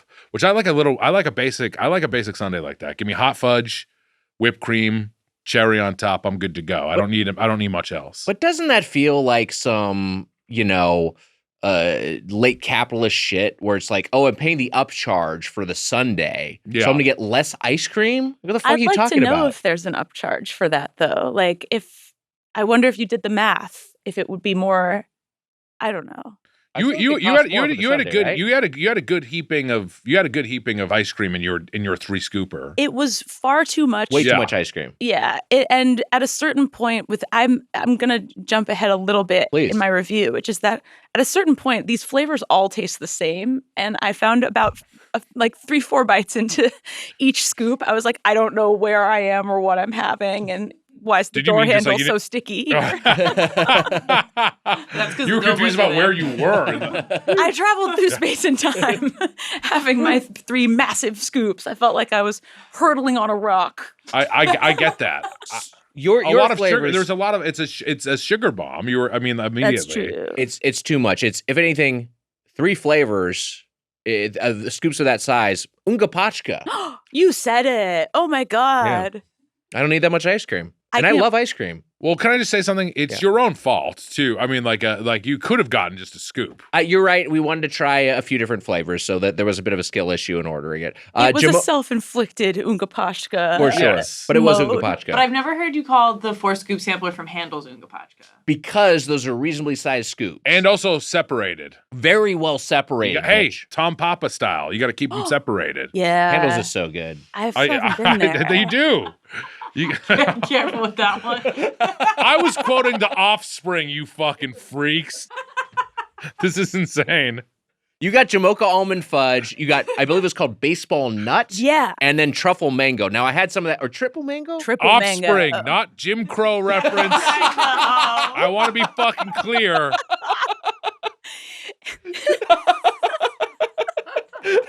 Mitch was referencing 90s punk, not the antebellum South. Yes.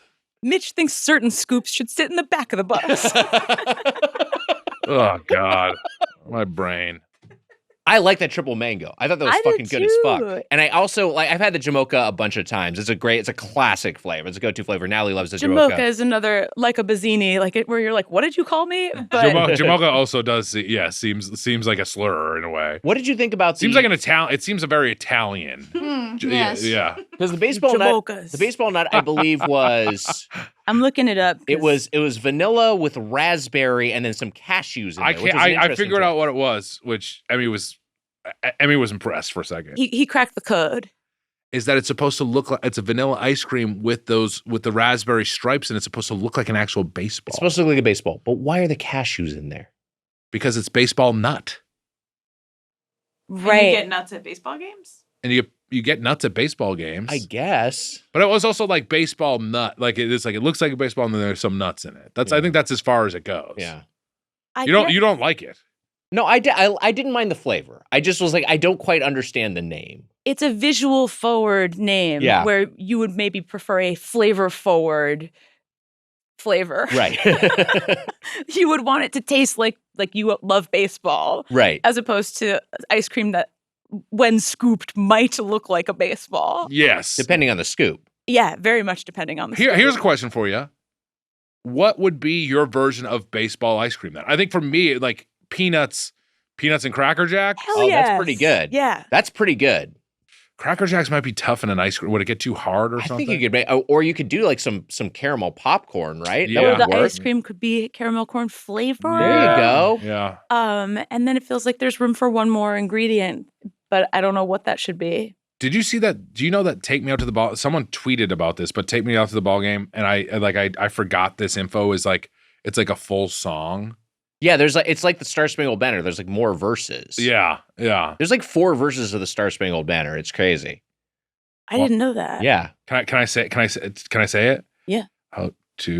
All right, here we go. I'm getting the lyrics. Here we go. Okay. Let's go on. You can talk more as I look this up. Peanuts, Cracker Jack, and then I feel like like salted pretzel or something like that. something like Another that. baseball food. Right. Because I mean, like so much of what I'm thinking of is like hot dogs and Right. beer, but obviously that doesn't fit. I wouldn't mind a beer. Like what I want as a whatever, like person hurtling towards death. I think I want a salty flavor to cut the sweet.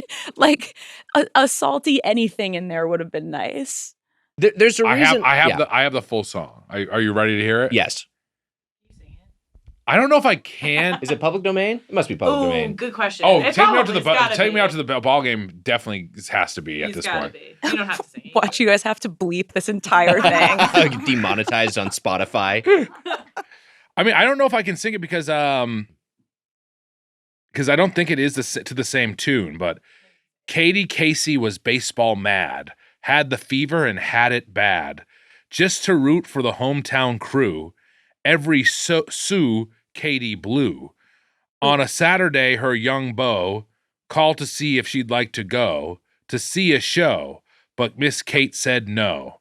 I'll tell you what you can do. Take me out to the ball game, and then that's Is that spoken word? That's The first beforehand? word? Like, this is what's the melody? beforehand. That's before. I don't know. It might be like Katie Casey was baseball mad, had the fever and had it bad. But I don't know if it is that. It seems like the chorus is just to the tune of "Take Me Out to the Ball Game," and I feel like the other part is like, I don't know if it's spoken word, but I think it might be sung differently. And then there is more to it. Just buy me some peanuts and cracker jacks. Every Sue Katie Blue. What the fuck does that mean? Yeah. Every Sue? Every SOU. Every Sue Katie Blue. Oh, on a that's Saturday, her chili young is blue. a Sue. Oh, okay. Sorry. Katie Casey That's saw all the weird. games, knew the players by their first names, told the umpire he was wrong all along, good and strong. When the score was just 2-2, Katie Casey knew what to do. Just to cheer up the boys she knew, she made the gang sing the song. And that's and then it's the chorus again. But apparently the song was a feminist anthem about a woman wanting to go see a baseball game rather than go on a date to a show. And from Wait, that's 1908. kind of amazing because I How- feel like big, huge packs of totally homophobic men love singing this. Yeah. That's great. This was before women's suffrage too. 1908 it was written. So how about that? Oh, wow. Really ahead of its time. I looked up a sou is a former French coin of low value. So in slang terminology, it typically means a very small amount of money. So she blew every sou means she blew all her money. Her meager amount every of penny she had. the kind meager of. funds she had. Yeah. Yeah. Okay, I like that. That's fun. What a nice bit of context. That is- Sometimes you learn something from the Doughboys podcast. Katie, what's her name? What was it? Katie Caldwell? I'm in love. You were just looking at it. Katie Casey. Katie Casey. Mighty Casey at the bat, too. A lot of Caseys in the baseball. Wow, how about that? But anyways, that was a nice little detour. That was bullshit. We can edit all that out. No, it makes sense. She'd need someone to buy her the peanuts and Cracker Jacks now. This all does really add up. Yes, She it has makes no sense. sous. Sue's is there's some old timey slang like that would be fun to bring back. Relax. It sounds like I don't want to bring back old words. Let's just keep moving on. Emma, you got a strawberry shake. I did. How was that? It was pretty good. It was not as strawberry forward as I would have liked. It was very just like a cold drink, but it wasn't bad. And Amelia, you down with MCC? I'm down with MCC. Yeah, you know. Yeah, you know me. You mint chocolate chip. You got that in a cone, was it? Yeah. How was it? I had like a third of it, and then I gave the rest to a homeless guy. Yeah, there's a guy that The rest of your ice cream? Yeah, there's a guy that Okay. came up and asked if we could buy him a soda, and Amelia But was I like, was do you like- want this ice cream cone? And then I actually gave him the rest of my shake, too. I was like, do you want this? And he was like, yeah, anything cold. And I was like, take it, my man. Hey, all right. That's Yeah. nice that worked out. That's nice. Yeah. What was it, a waffle cone? What kind of cone was it? It was a wafer cone. It was a wafer cone. Yeah, okay. like a plain cone. So I got mine was I got a waffle cone bowl, and this was touched on. My issue with the cone bowls, they're always pre-made and they always taste stale. I was like, had a little bit of this, like this sucks. And I get that it's less messy, especially for a kid to eat, but it's like, give me the fucking cone. Why do I bother with this cone bowl? You asked for it. Well, yeah, I did that. I did that again. I know, but I'm just saying, like, it's one of those things I get there, and then every time I get it, and every time I get it, I was like, I should just gotten a fucking cone. Why did I bother with this? OPP is a nasty little song, isn't it? Yeah, You down with OPP? It's a nasty little song. it is a little nasty. But I just looked it up, and there's actually lyrics before that part of the song. Oh, that's wild. Katie Casey was baseball mad. Wow, Katie Casey really gets around. Naughty by Nature was singing about Katie Casey. Yeah. They just edited it down. Did Jemmy like your pup cup? Jemmy loved her pup Oh, it cup. was cute. I took a video, we can post it, of her eating it, and she looks so serious and like locked in on her pup cup. Is it just whipped cream? It's literally just a little cup with whipped cream in it. That's Yeah, so she loves sweet. whipped cream. Jemmy. And we also got a few more things after we'd eaten all this shit. We got a lava colada shake, a mango nata shake. So we got a couple fruity options, and then we also got a wild and reckless sherbet. Amelia and I were carrying those shakes in the walk home, and they were cold as hell. My favorite thing is that the name you go, I'd like the wild and reckless sherbet. 1 scoop. A modest amount of the reckless sherbet. Which I agree with you. Not that reckless. It wasn't that wild, but it was Pretty good it sherbet. it was good. It was tasty. It was a comfortable and familiar sherbet. Yeah, I enjoyed it. Sherbet. Sherbet. Yeah, there's honestly nothing wild and reckless about it. What would a wild and reckless sherbet be? I think it would be like some unconventional flavors. Yeah. Like it would be like, mustard and mayonnaise. I was like, what the fuck is going on here? Jesus. This Or is it has wild like and reckless. Pop rocks in it or something. Yeah, right, insane. right. That'd Something be that- fun. Yeah, you might as well make it edible instead of fucking mayo and mustard ice cream. I'm saying it would be like, that'd be the kind of dare flavor you'd see is like, we have Sure. this fucking crazy fucked up. That's the kind of thing like Salt and Straw would do for like a promotion is we got this fucked up ice cream that we know people are going to hate, but they're going to try it out of grim curiosity. I got Yes. I got a new candy. Nerds gummy cluster, juicy Nerds gummy clusters. People love these juicy nerds Whoa. gummy the clusters. juicy Nerds gummy clusters are fucking good as hell. I think now Ramani's they have a favorite bag candy. of those at home. Oh, Yeah. they're good as hell. You Yeah. should try them. But like something like that, it wasn't that wild and reckless, but it was the best thing we had, and we had to carry those the whole walk home. But can we talk about the tahine? Yes. I got a whole. What's the mango nata. You guys Mango don't want nata. to talk about how cold the drinks were when we brought them home? I feel the audience might be aware of the temperature of things from Baskin-Robbins. Amelia was trying to be like, I was like, these are fucking cold because I was carrying them, and she's like, they're no big deal. And then I saw her swapping it back and forth between the hands. There were some cold shakes. You took one and said, I could hold this forever. Yeah. I think you said I could hold this for 1,000 years. Is that what you said? Something like that. And then That's Weiger so said, romantic. all right, we got to talk about the tahini, which you were excited about. Yes, which was mango in the shake. It was like it was a few different tropical flavors with some tahini. It was very mango forward, but it was also very tahini forward. I can tell you, a lot of fun until you get a tahini vein, and then you're just fucking getting all tahini. That's like my first sip was just straight tahini. I wish a great Clash song. I wish I had that sip, the straight tahini. I wanted something salty so bad. I was really ready for that drink. To me, I didn't love. I think that the mango one tasted good, and it like gives some sort of approximation to having like mango with tahini and whatever. Yeah, but both of those I could have tossed in the trash immediately. I thought the mango natto. I like the mango natto. I thought that was a lot of fun, and I actually did. You get the like it was a sort of thing. Yes, you could end up with a bad sip, but if you get that sweet spot sip where you're getting a little bit of sweet and a little bit of salt and just a touch of the heat, I thought it was delightful. The lava colada I found repulsive. I thought that was disgusting. Emmy put it best, which was. Oh, it needs rum. It needs to be full of booze. It's like so like Bath and Body Works, like artificial sweet. Yeah. Bath and Body Works is a great way to describe it. It just tasted like Bath and Body Works smells. Yes. But also, why were the drinks so like tropical? It is only April. You know what I mean? They seem like very summer drinks or something. It didn't. Maybe That's it's a great spring question. break to them. That's a spring break That thing. could be what it is, honestly. And maybe the adding booze is it's implied. Yeah. Sure, in right. Spring break. There's kind of a wink there. They assume Hey, you're gonna be in a wet t-shirt having these drinks. With the Doughboys, we're always kind of in wet t-shirts. But also, it's just funny to me to be like, let's grab some booze and hit a Baskin-Robbins. You wouldn't think of that. That's true. But now maybe people will. What if we send a lot of influencers, heavy drinkers to Baskin-Robbins? I thought that I wondered if I would even like it with booze, but it would have been a much better drink. But I thought they were both kind of.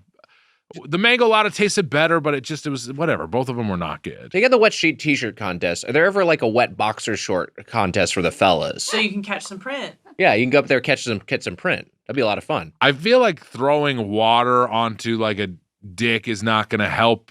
Like I'm saying, like It's got to be like warm water. It's got to be warm water. all right, so you get like boiling pots of water. Not boiling. I'm not saying boiling. You're not gonna scald people's dicks and balls. I'm saying like you kind of get some like it's like a nice it's a nice temperature. It's like what would be in a hot tub. Bath water. Yeah, it's like bath water. So, all right, so 100-degree temperature water. It could be. Here's the thing. People could be like, you can test it first, so you can put your foot. I think in it would have to get be used to it. 98.5 or above. It's body temperature. It has to be there you go. 98.5 or above to not cause shrinkage, and even just 98.5. I think it would have to be 99 to 100 degrees. I think you chub up a little bit first, just to mitigate any shrinkage that could happen. The wet t-shirt contests don't get to chub up a little bit first. Yeah, they do. What's the chub up version of the wet t-shirt contest? You're just like flicking your nipples. That's what I think. I think they're backstage. doing that. I think they're That a little happens tweaking. with the water. What are you talking The about? water. I don't know. I think they're getting a little warmed up there. I think too. you need hot water. I think you need like 100 to 103 degrees. I think Okay, 100 so you get hot water, but like warm water. It's not going to burn you. and they're wearing white underwear. And Yeah, I think you'd be wearing white underwear. Tidy whities for everybody. It could be tidy whities. I think Amelia tidy is whities could actually be fun. Googling it. What like a wet tidy whities contest. I don't. A wet briefs contest. I don't know if anyone thinks that sounds fun. I think it could be fun. It depends on Wait. it depends on the circumstance. If there's a Wikipedia page for wet boxer contest. Oh hell yeah! Weiger just made it. How the fuck did you do that? The water is used as warm instead of cold. There you go. Um, We reverse engineered the real thing. yeah. They're held in gay bars. Yes. Oh, that's fun. Okay, That's that makes fun. sense. That makes sense. Do they do them at half marathons? Could me and my dad enter. Oh, there's also wet gray sweatpants contest. So like no boxers, gray sweatpants. Why gray sweatpants? I don't know. I think that's a thing. There's like a thing with women and men in gray sweatpants with Can no I boxers. do an Interesting. absolute sidebar about gray sweatpants? Please Yeah. do. One thing I've discovered since I have come back to LA is that on DoorDash, you can have Old Navy delivered to you. Yeah, you can. You can get clothes. Oh, you knew this already. I knew this because Adam Wu-Tang got some jeans That's right. delivered. He got jeans delivered. He did. I was like, under what circumstances would I need sweatpants brought to me where I am? And I guess you're in one of these contests or you like shit your pants at work or something. Oh, I But didn't think about that. If you shit your pants at work, yeah, that's salvation. I guess that is you know, if there's no nurse's office. I ripped my pants at Foxwoods. It's true. I went shopping. And Emma for Rich. came and delivered, and Emma bought me a new pair of pants and brought it to my COVID-riddled room. Me and Carl were in the Levi's store at Foxwoods being like, do you have... And then we were fighting Yeah, with you about... 42 by 30 or whatever the And you fuck were I like, wear. a 30-inch inseam. And I was like, my inseam's 33. There's no way you're a 30-inch inseam. And then the pants I bought him were way too long. There were two. Did you get me 32s? I think I got you 32s. Yeah. Well, you wear your pants a little bit lower. I wear my pants low. But I think also you maybe like might be proportional like me, where I'm a little more torso than leg, Mm-hmm. which I wish I had more wingspan as well, but I'm not. I don't have that. I Sort wear of my like, jeans low. I think that's a big part of it. I Yeah. go 40 by 30 maybe now. I don't know, 38 Okay. or 40 by 30. Yeah. And once they throw that warm water at you, you get way lower. They're really sitting on your butt. I gotta see some footage of one of these wet. I these have- wet- I have Yeah, it so pulled up pulled up. here. She's been watching Okay, it. these are boxer shorts, but I'm curious about the gray sweatpants contest. Like, because what does that actually look like in practice? I don't know. I think they all go to Baskin-Robbins for those.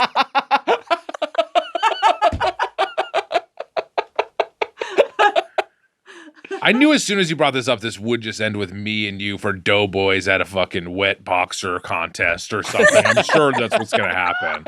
We're judging. Wet sweatpants just sound so uncomfortable to Yeah, keep so- wearing. that's so Yeah. gross. Like wet jeans. Yeah. Ugh. Yeah. Let's go to one.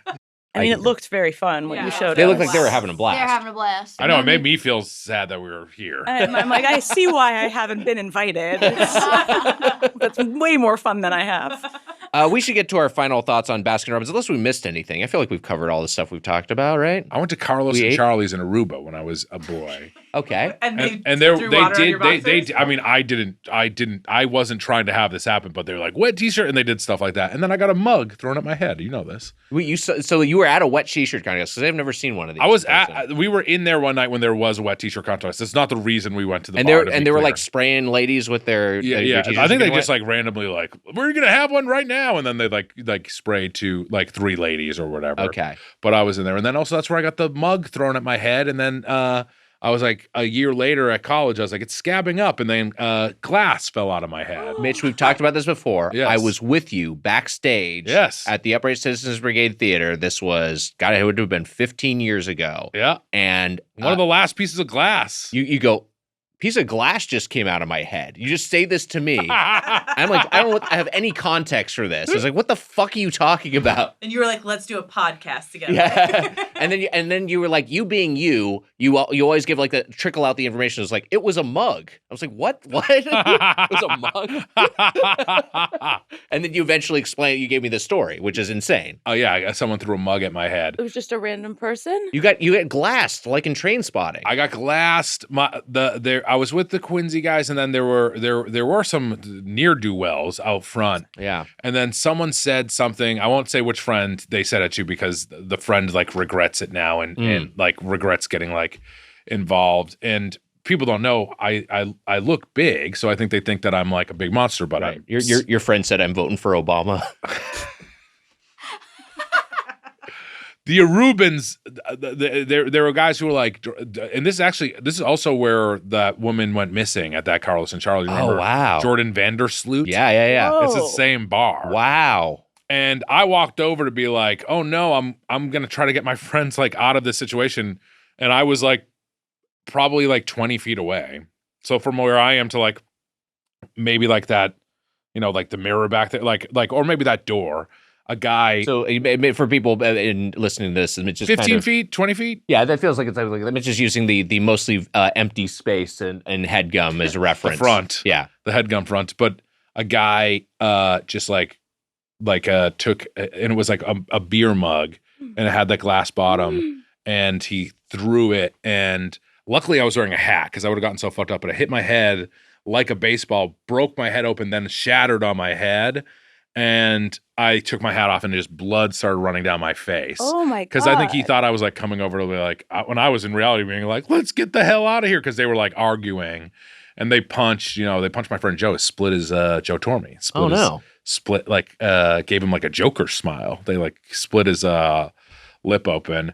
And I like went to Carlos and Charlie's, and I like remember going up, and there was all people out on the patio now, like seeing what the commotion was about. And I was like, I walked up and everyone went, ooh, and I was like, oh no, this is so bad. And I was like, can I come in? They're like, no one can come in like after a fight. And I was like, my head is all busted up. And and my friend Kelly Rose is like, are you gonna die? And I was like, how bad is this? And then me and my friend Joe went to the Aruban hospital, and they like poured iodine in my head and then just sewed it up. And a year later, I was like, it's scabbing up again because I still have a scar. You can kind of see the scar a little bit. You see the scar on my head? Yeah, I do. Yeah, it's right here. You can see. So my head started kind of be behind your hairline a little bit. It's behind my hairline, and also it's like more like a widow's peak. I don't like to show it off, but. Yeah. But I was like, I started like being like, it's like scabbing up again. Weird. What's going on? I was rubbing it, and then like sea glass fell out of it. And then it happened. That was probably the last time it ever happened, like 15 years ago. So like I was, like late 20s when it like, because it came out like 3 or 4 pieces of glass came out of my head eventually. I feel like you could have sued, like, there are lots of people you could have sued in this story. I didn't. I just I don't know what. It was like one of those things of like, oh God, and also like I was just like, my mom's gonna kill me. You know what I mean? That's all I was thinking of. You're like a dumb kid at that point. You're just like, well, I don't know how I ended up in this I grew into a dumb man. You didn't get to see who won the wet T-shirt contest. I didn't. I never even got to see. Also, who of the 3 women? Yeah. If I'd known there could be, if you have one of 3 chances, like, well, you could enter, right? It's like the odds are okay. I still want to get into that wet boxers contest. 1 in 3, I don't think I'm going to do it. But I'll never enter a wet boxer contest. I can say that safely. Yeah, I mean, probably the odds are low for me as well. It seems like you were a little bit. I don't know. I think you should sue Carlos and Charlie. Clearly not a great bar if that's also where Joran Vandersloot kidnapped that poor woman. And, Jesus. Yeah. Anyways, don't go to Carlos and Charlie's in Aruba. Oh, Mitch, these days on the internet, I'm browsing, streaming, shopping, gaming, and I realize that every click I make online is being tracked. And I don't like being watched. In fact, nobody likes being watched, even if you have nothing to hide, but especially if you do. That's right, Wags. People are always watching you. You got to be careful. And you don't want your information to get out into the world. And if you want to keep your browsing private, reduce your digital footprint, and increase your online security, then NordVPN is the perfect solution. Digital footprint reducing, online security increasing.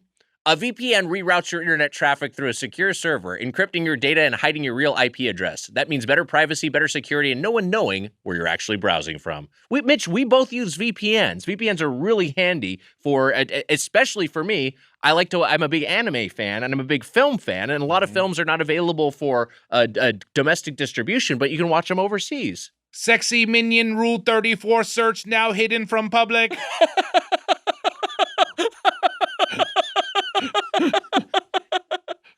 You've also used VPNs while you're traveling. I did. When I was in Canada, I was shooting a show, I will never shoot again. I was using NordVPN, and I was watching some shows up there. I was using some of the apps I use. It was great, Wags. It made me feel right back at home in the old US of A. NordVPN makes it very simple. Just one click to connect and enjoy fast speeds and access to over 8,900 servers across 129 countries, so you can switch your virtual location anytime. It's great for protecting your data on public Wi-Fi, accessing your streaming services while traveling, avoiding ISP throttling, and keeping your online identity private. One account even covers up to 10 devices across all major platforms. To get the best discount off your NordVPN plan, go to nordvpn.com/doughboys.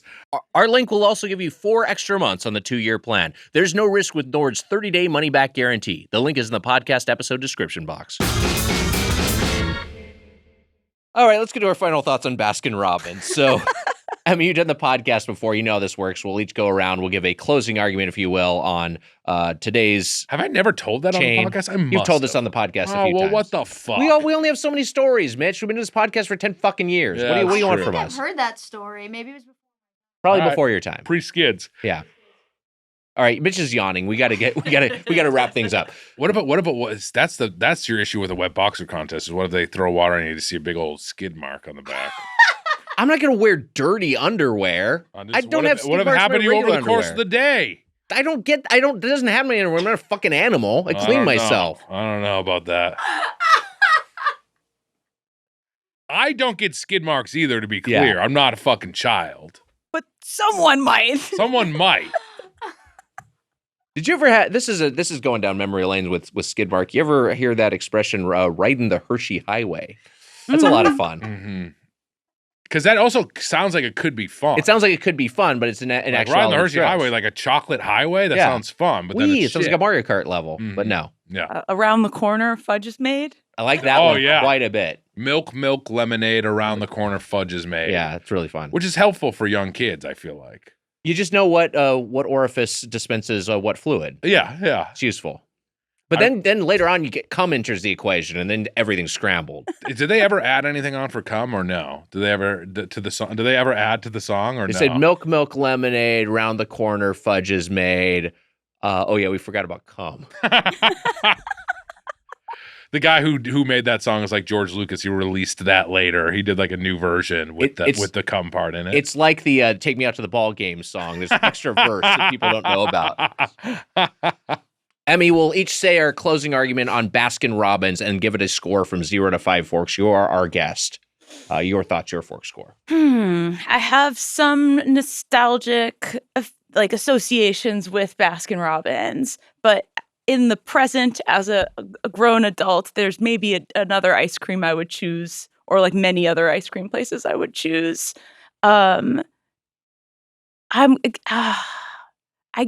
Jamocha nut fudge, we didn't discuss that much, but is a good flavor. It's a good flavor. And there was a weird sheet tray of chocolate-covered bananas that were not on the menu at all, and they looked homemade. And you said you thought that they were refrigerated dildos. That's what they looked like. I think we all thought they were refrigerated dildos. Yes, we all thought they were refrigerated dildos, and we thought they might be good for our wet boxer contest. Yeah, stuff that bad boy down there for the wet boxer contest. I think some of the cakes. But then the chocolate is going to make you look like you have a skid mark. That could happen too. That's a huge issue. Yeah, you don't want to go to the wet boxer contest and look like you're shitting from your dick in front of everyone. At first, they're like, "Whoa, that white guy has a huge black dick." You're like, "Wait a minute, he's got shit all over his underwear." 4 forks. That's for that guy from a different guy. Me for Baskin-Robbins, 2.5. 2.5 forks. Oh my God. Go ahead, Spoon Man. Man, there was times where I was eating this Baskin-Robbins and I was having such a blast. I like, it is shittier ice cream, but I do think that should exist in the world. I would never say we should exterminate Baskin-Robbins. I don't want. I really liked my sundae. I was having a good time with it. It's basic. It's not as good, but my flavors were good. I really liked the Cookie Monster. I had that Reese's Peanut Butter Cup. I thought that was good. And the Rocky Road was decent.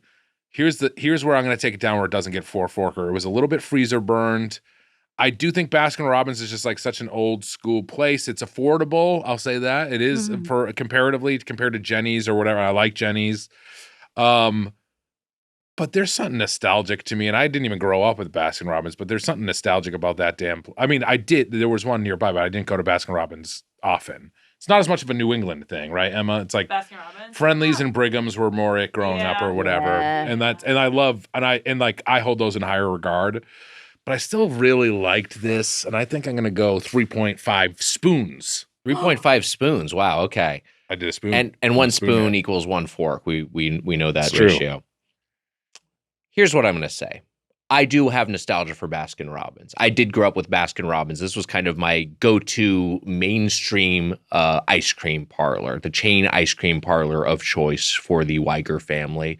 There was a daiquiri ice flavor that you pointed out. And I remember it hit me like a memory. It's like, oh yeah, my mom used to love that flavor. My mom would consistently get the daiquiri ice. I was a big peanut butter chocolate guy as a kid. I also loved their chocolate chip. That was when I could eat peanuts. I love their chocolate chip. I love their mint chocolate chip. I like they have the little tiny you chips. Eat peanuts, chocolate chip. Oh, is there peanuts? No, peanut butter chocolate. Oh, sorry. That's the flavor I was referencing. They have like these like coffee grind, like they're like little like chips, like they're really really blended, and I really like that about it because I think you get a lot of texture. Yes, it's really fun. I think all those flavors are well executed. Loved Cookie Monster. Loved icing on the cake. Dubai chocolate, fuck out of here. Oh, it sucks. I need that shit. It's awful. And also, I just fucking hate, again, maybe it's not to whitewash Dubai, but maybe that's not its intended purpose, but that's what it's doing. This fucking desert megalopolis that should not exist, where like it's all these like, it's the most wasteful possible way to construct a city. Everything's all connected with roads. It's instead of public transit and everything's built with like slave labor from like South Asian and sub-Saharan African immigrants whose passports are confiscated and wages are garnished. It's a fucking hellhole. It should not exist. It's symbolic of the late capitalist opulence that is just just further exacerbating the wealth divide that's ruining most of the country, or most of the world. And so I hate Dubai. It pisses me off. Fuck that place. The Doughboys will go there if you give us enough money. If there's a Dubai Comedy Festival that wants to pay us money, we will go. And there. HeadGum will move its fronts there. HeadGum will move its headquarters to Dubai at some point. So we will compromise our values in that way. But overall, I hate it, and I hate the Dubai chocolate trend for that reason. That said, I like Baskin-Robbins. But there's no reason I would go there except for content these days, or if they had a fun flavor, which I guess would also be for content. Probably, I'd probably make a fucking video about it. So, for that reason, I think I'm in the hand-holding club with Emmy Blotnick. I'm gonna go 2 forks, 2 tines. I think it's a 2.5 forker. I think it's right in the middle, in the middle of that bell curve. High. Yeah. All right, that's fair. All right, that was our review. Sundays, I guess. The sundae was a little bit more fun. It was just the hot fudge and the whipped cream. I was having a little bit more fun, and it was less ice. I mean, it was. You guys didn't finish yours anyways, but it was kind of perfect. Sorry, I liked it. How you guys? What would you say for a fork score? I'd probably go like 2.5 forks. It was an okay milkshake, but if I'm craving like a strawberry milkshake like that, I'm not going to Baskin-Robbins. I'm gonna go to like Handles, or I'm gonna make one at home or something else. I go to Handles like 9 times out of 10. The other time I'd go to like Salt and Straw or Jenny's or something. I mean, it's just like why would I fucking bother with Baskin-Robbins at this point? Milkshake. In-N-Out milkshake, and that's a different thing. Like you get like a fast food shake. Right, like a Wendy's Frosty might scratch the same itch as anything we had. And it'll probably be cheaper. Yes.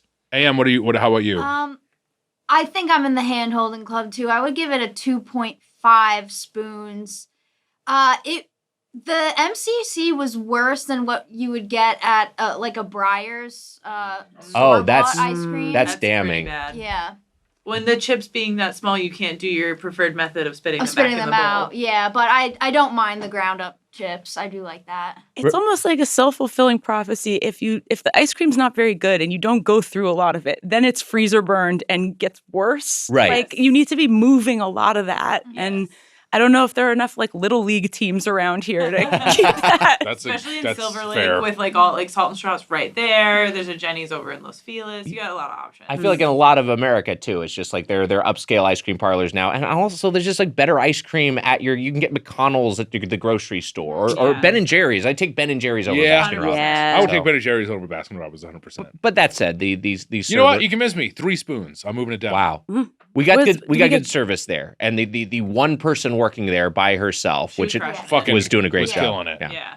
One jacked arm. Sorry, Jemmy. Oh yeah, what is Jemmy's review? Jemmy probably would say 5 spoons because she freaking loves whipped cream. Oh. Wags, Amelia brought up spitting out chips, but sometimes you do the opposite of spitting out chips. That's right, Mitch. We got a bunch of chips, and we're gonna eat them all. It's time for Chips Inhale Rest Chew Rangers. Hit it, Emma. Wow. There's no bag too big, no bag too small. When you got chips, just call Chips Inhale. Rest Chew Rangers, Chips Inhale. Every flavor, you know it never fails when it's involved. Sometimes there's chips, we'll eat them all. Chips Inhale. You know it never fails when we're involved. Somehow there's chips, we'll eat them all. That's the lyrics. I thought it was off book. I wasn't. I got too We've done this cocky. for a decade. We haven't done this segment for a decade. I think I knew the words to it. Do you know the end? You know the chorus No. of Chips Inhale? You know it never fails when we're involved. Somehow there's chips. Can I try to sing it off the top of my head? Please go for it. Katie Casey was. All right, here we go. Let's eat some of these ketchup chips. Wags. So our buddy Tyler, a 7 a.m. Detroit guy, the super fan who waited in line starting at 7 a.m. so he could be the first person in the theater at our Detroit show a few years did not have to show up at 7 a.m. Did not have to show up at 7 a.m. No. But he sent us a lovely we appreciate it. a mini fridge-sized box It was full huge. of treats. It was absolutely It was over the too top. kind. But that included in that this massive bundle of gifts and snacks was Cleveland ketchup flavored. Cleveland Ketchup Company, sorry. And these are ketchup flavored chips. There's bacon and bourbon ketchup. There's classic ketchup, and there is ghost pepper ketchup, which I might like because I'm a bit of a heat seeker. I say we start with a classic ketchup. I agree with that, Wags. I'm going to take a couple of these and pass them to my left. Ooh, you almost spilled those chips. It's close. Did I? They're teetering. Oh boy, Now, do you like ketchup chips? I like ketchup chips quite a bit. I like the Canadian ketchup chips. Yeah, I like Canadian ketchup chips. I actually have not had like an American version of it.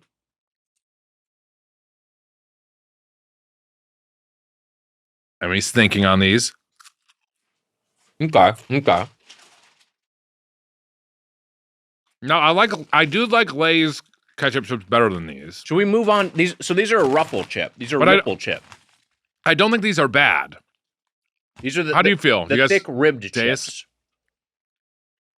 I like these. I mean, like I think they're solid. You say thick ribbed chips? Yeah, they're like a thick ribbing to them. It sounds like it sounds condom-esque. I wasn't trying to be condomy. Well, it was. It was. Would you wear a condom in a wet boxer short contest? I think it would be. That's probably the safest way to enter one. Okay.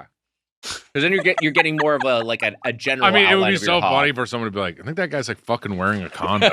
Is he soft wearing a condom? What's going on? All right, this is the bacon and bourbon varietal. Wow. Deus has thoughts. They're sweeter than I expected. They are. Pretty sweet. That was my first thought too. Yeah. Like I was expecting like ketchup tang, and instead it's sweet. I can fuck with these. Absolutely. Well, okay. That's funny to me because I never liked bacon as a flavor in chips. Bacon and bourbon, maybe that's the secret. There we You're go. getting a little sweet there too. There's a smoky thing happening with those. It's like a smoky sweet, yeah. That's fun. That is fun. That's really fun. I like that quite a bit. I do not like bacon flavored, Yeah. and this is maybe like one of the only chip flavor, like bacon flavored chips I've ever kind of enjoyed. Again, to Emmy's point, it's more of a smoky sort of quality to it than that sciencey bacon flavor you get. I'm moving on to the ghost pepper ketchup. Where are you on spicy? I love it. Yeah, me too. Okay. I can fuck with those too, Alex. I'm with you. These hasn't burned to him. There it is. Yeah. I got it. There's some What number afterburn to it. alarm are you talking here? 1 alarm, 2 alarm, all the way to 5 alarm. I think we might looking at be a 3.5 alarmer right now. Really? Let me try. Let me have another chip or two. These bacon barbecue ones just kind of taste like a barbecue chip. Yeah, they're like a really good it. barbecue chip. Yeah. This takes a second to settle in. Mm-hmm. Once it starts going, it's like, oh yeah, there's this thing has got some heat. It's got some heat. Yeah. It's got some heat. There's a lot of times you see ghost pepper and it's like, fucking whatever. You're just using. This is not like the spiciest thing I've ever had, and this isn't either. But it's like this is decently spicy. But I guess it does have a ghostly way of sort of apparating after you've eaten. Ooh. Right. There it is. Ooh. That's your spicy Yeah. sound. That's my it's turning me into a damn owl. These things are fucking hot. A hooter. Ooh. He's Ooh. hooting. His head rotates 360 degrees. It's terrifying. Mm-hmm. Yeah, there's some burn to it. You know what? I gotta say, yeah. Ghost pepper one's maybe my favorite. Really? Interesting. I like the. They're fucking. They are. That's good spice It's for good chip. spice. It's good spice. Wise, I agree with you. That is like a 3.5. Yeah, it's decently spicy. I like these all quite a bit. I think the classic ketchup, surprisingly, is my least favorite.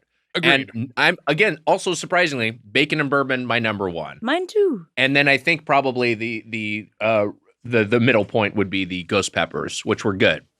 Were good and decently spicy. You're feeling that burn. People are owling out back there. It does take a minute. You're like, these are great. They're not too spicy. And then it's just like all at once. Yeah, it has a delayed quality. Yeah, Though. all snacks though. Yeah. God bless them for putting some heat in there. Yeah. What is your ranking, Mitch? Ghost pepper I would one? go. I would maybe. Here's the thing. I could eat the ghost pepper ones more for flavor, but for heat, I don't know if I could eat them that long. So like them and the bacon bourbon ones, I think are both good. Yeah. And probably very close. I maybe give the ghost pepper ones a slight edge. Wow. Bacon bourbon, ketchup, pretty low last. Like I don't think they're bad chips, but they are just. I've had better ketchup chips. Yeah, I've had better ketchup. It's just not my favorite. The ketchup chip company, you'd maybe want something a little bit better for your baseline. I would say these are the best chips from Cleveland that I've had. Pretty good. There's only one in this category, but suck it, Cincinnati. Is your ranking bacon bourbon number one? Bacon bourbon number one. And then what would you have second? Ghost pepper or Ghost pepper. Yeah, so we're on the same I'd give page them here. all snacks, a very, very, very slight snack to the ketchup chips. Yeah, I agree. That's the slightest snack. Guess what? Those ghost pepper chips turn this into a Doughboys wet t-shirt concert. I'm fucking sweating over it. They got some heat. They do. Mm-hmm. What are you guys munching on now? Have you gone back to the bacon? I went back to bacon bourbon for a second. Same ranking as the two of you. Yeah, same ranking. I went back to bacon bourbon for a second, and then I just went for ghost pepper again. Everyone knows They're I'm kind of the- fun to go back and forth between. Oh yeah, I wouldn't mind doing a go between. Let's bring these that'd be back. fun. Let's run it back. Run it back. Everyone Which one knows. of these you think would burn your eyes the most if you touched? Mix these two into a bowl together, maybe. Oh, that feels fun. To have some fun. Oh yeah, definitely do not. This is why I wear a condom at all times, because if you're touching ghost peppers, Yeah, you don't want to be touching your hog. You don't want to be because you touching might your be jacking off at any point. You're not going to wash your hands first. No, of course not. I'm gonna steal one of these. I am more of a heat seeker than you are. Whoa. Mitch. Shots What the fuck are you fired. talking about? Why would you say that? Because I like the spicy one more. When we did the hot ones challenge, I didn't have a sip of water or milk the entire time. Yeah, because you wanted to prove some point. I think I can handle heat better than you, baby. I don't think that's true. I think you need to get out of the kitchen because I don't think you can stand the heat. All right, well, you All right, we're gonna have a spice off. yeah, you just signed your own death warrant because I'm gonna outspice the fuck out of you. Uh-oh. Not right now, but we're gonna do a contest. We're gonna do a spice off. We're gonna make this into episode, and then content. we're gonna do a follow up the next day about your holes. I mean, I love this because Your also holes. it would be How very. much glass comes out of his head? Yeah. I'm eating spicy stuff in glass is just like just moving out of my head and falling to the ground. I like that the idea of that we try to spice off when we both die. You like that? we just both have like it's the funniest way for us to die. It's like it's a spice off, and then we just both have ulcers and die or whatever. And you know what? We need someone to investigate that. Perhaps a Benoit Blanc. Benoit Spice. Fuck, Benoit Spice is good. No, it's not. Yes. We'll work on it. We'll figure it out. He's the sixth Spice Girl. What about Sherlock Spice? Sherlock Spice is good. Mm-hmm. I do like Benoit Spice because we've mined the Sherlock. We'll work on it. We'll figure out a song. Hey, just like a restaurant value your feedback. Let's open to the feedback. And thanks, Tyler. That was very nice of you to send these. Let's open to the feedback. Today's email is from Ben. Ben writes, you have to stop eating. Here's the scenario. You have to stop eating one food group out of the classic food pyramid, grains, vegetables, fruits, meat, dairy, and sweets, forever. It still exists. You just can't eat it. What do you choose? If you already can't eat one group, like dairy because you're lactose intolerant, then pick a second group to never eat again. Wow. This also sounded like he was yelling at us at first. It sounded like it was like, you have to stop eating. Like it was. That's how I read it. Yeah, that's what that was. I thought it was like someone just looking out for us. You have to stop eating end sentence. Grains, vegetables, fruits, meat, dairy, and sweets. Mitch, are you picking vegetables or fruits? Wags, you're not wrong. It would be one of those two. Is fats not on there or sweets? Sweets is one of them, yeah. Oh, man. Sweets is so tough. You can never have like a soda ever again. That's like such a bummer. Or ice cream or whatever. I'm guessing fruits could make up for some lack of sweets. There you go, yeah. Nature's candy. Mm-hmm. Yeah. Yeah, like those fucking strawberries we had from Publix were good as fuck. I mean, that's like a dessert quality strawberry. See you later, veggies. Bye. No potatoes? No corn? Oh, Wags. Me Irish heart. I guess you could eat potatoes because those are they would be under vegetables, not grains. So yeah, even though they're starch. I can't give up bread. I could never give up bread. No cabbage? No onions? No garlic? Fuck, no onions and garlic. That's tough. That's real tough. God, is it sweets? That sucks. It might be sweets. I can never have a Coke Zero, I guess, counts, right? Does fake sugar count? If meat and dairy were broken into different, I think it does. I think it would probably be under sweets. If meat and fish rather were broken into different categories, then I would probably pick meat and keep fish. But because meat also includes fish, I was like, fuck, I kind of need it. I would be giving up fish. I was just about to say I could, maybe I would give that up of all the proteins, but I don't know I could. When I didn't eat any meat at all for a year, I had my no meat chill I eat. I missed poultry more than red meat, and I missed fish a lot more than red meat would be the easiest one to give. If you had to break it down, I mean, yeah. When I say easiest one to give up, that means no more burger ever again. That fucking sucks. But there are the best fake meats are red meats, simulacrums. Sure. So like if you had you could have Impossible burgers, and you know what? I could have I had an Impossible Whopper last night. I totally I'm down with those. They still got them. They still got them. I love that. Never got rid of them. Yeah, no, they're one of the only major fast food chains that still has a fake meat on the BK, menu. not only is BK back, BK is now running up the ranks of being it's going to be the best one. BK might be the best one. It might be the best one. It's happening. It might win the fast food wars. Maybe it will. In our coming was that from Judge? No, what was it? It wasn't. No, not Judge Dredd. It was it's the other one. It is. It's a now Stallone, I need to use my phone. It's a Stallone movie. It's the Stallone Wesley Snipes movie. Oh, right. Demolition Man. Demolition Man. I'm going to edit out us trying to figure out what Demolition Man was. Just have us landing on Demolition Man right away. And also have everyone not look confused when me and Wagner are talking about a 40-year-old Stallone movie that no one cares about the reference to. Have you seen Demolition Man? Yes. It's fun. Yeah. It's also kind of bad, but it's fun. That works for me. Yeah. I think here's the thing. Grains. She's on our podcast. Dairy has fuck. So if I get rid of sweets. Dairy means no more cheese, my bad. No more cheese, no more ice cream, no more butter. Mm-hmm. I think I got to keep dairy. Like a crossover. Ice cream is a sweet. It's a sweet, but wouldn't that be a dairy as well? Yes. No. You could have some sugar-free ice cream, couldn't you? You could have sherbet. I could have sherbet? That doesn't have dairy in it, right?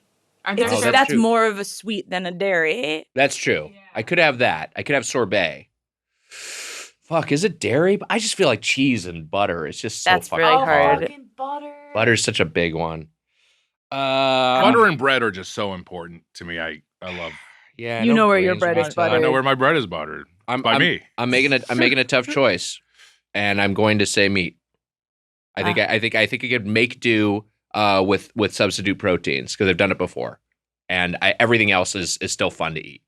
It's still mac and cheese if I don't have meat. You know what I mean? I think you're a fool. Still have cheese pizza. Oh man, am I with you? No more burgers. But no fish is the problem. No fish is really tough. Like, you can Why never have couldn't they sushi just? again. Yeah, I mean, no fish is hard, but Yeah, it's also if fish was individual in the category, I would choose fish. You choose fish as I a know. New Englander? I know, it's I fucked choose up. meat over. I I get think meat they'll the fuck kick you out out of of here New before England fish. for that. You know what? Yeah. I'd actually maybe choose chicken. You can't just choose chicken. I know I can't. That's not the exercise.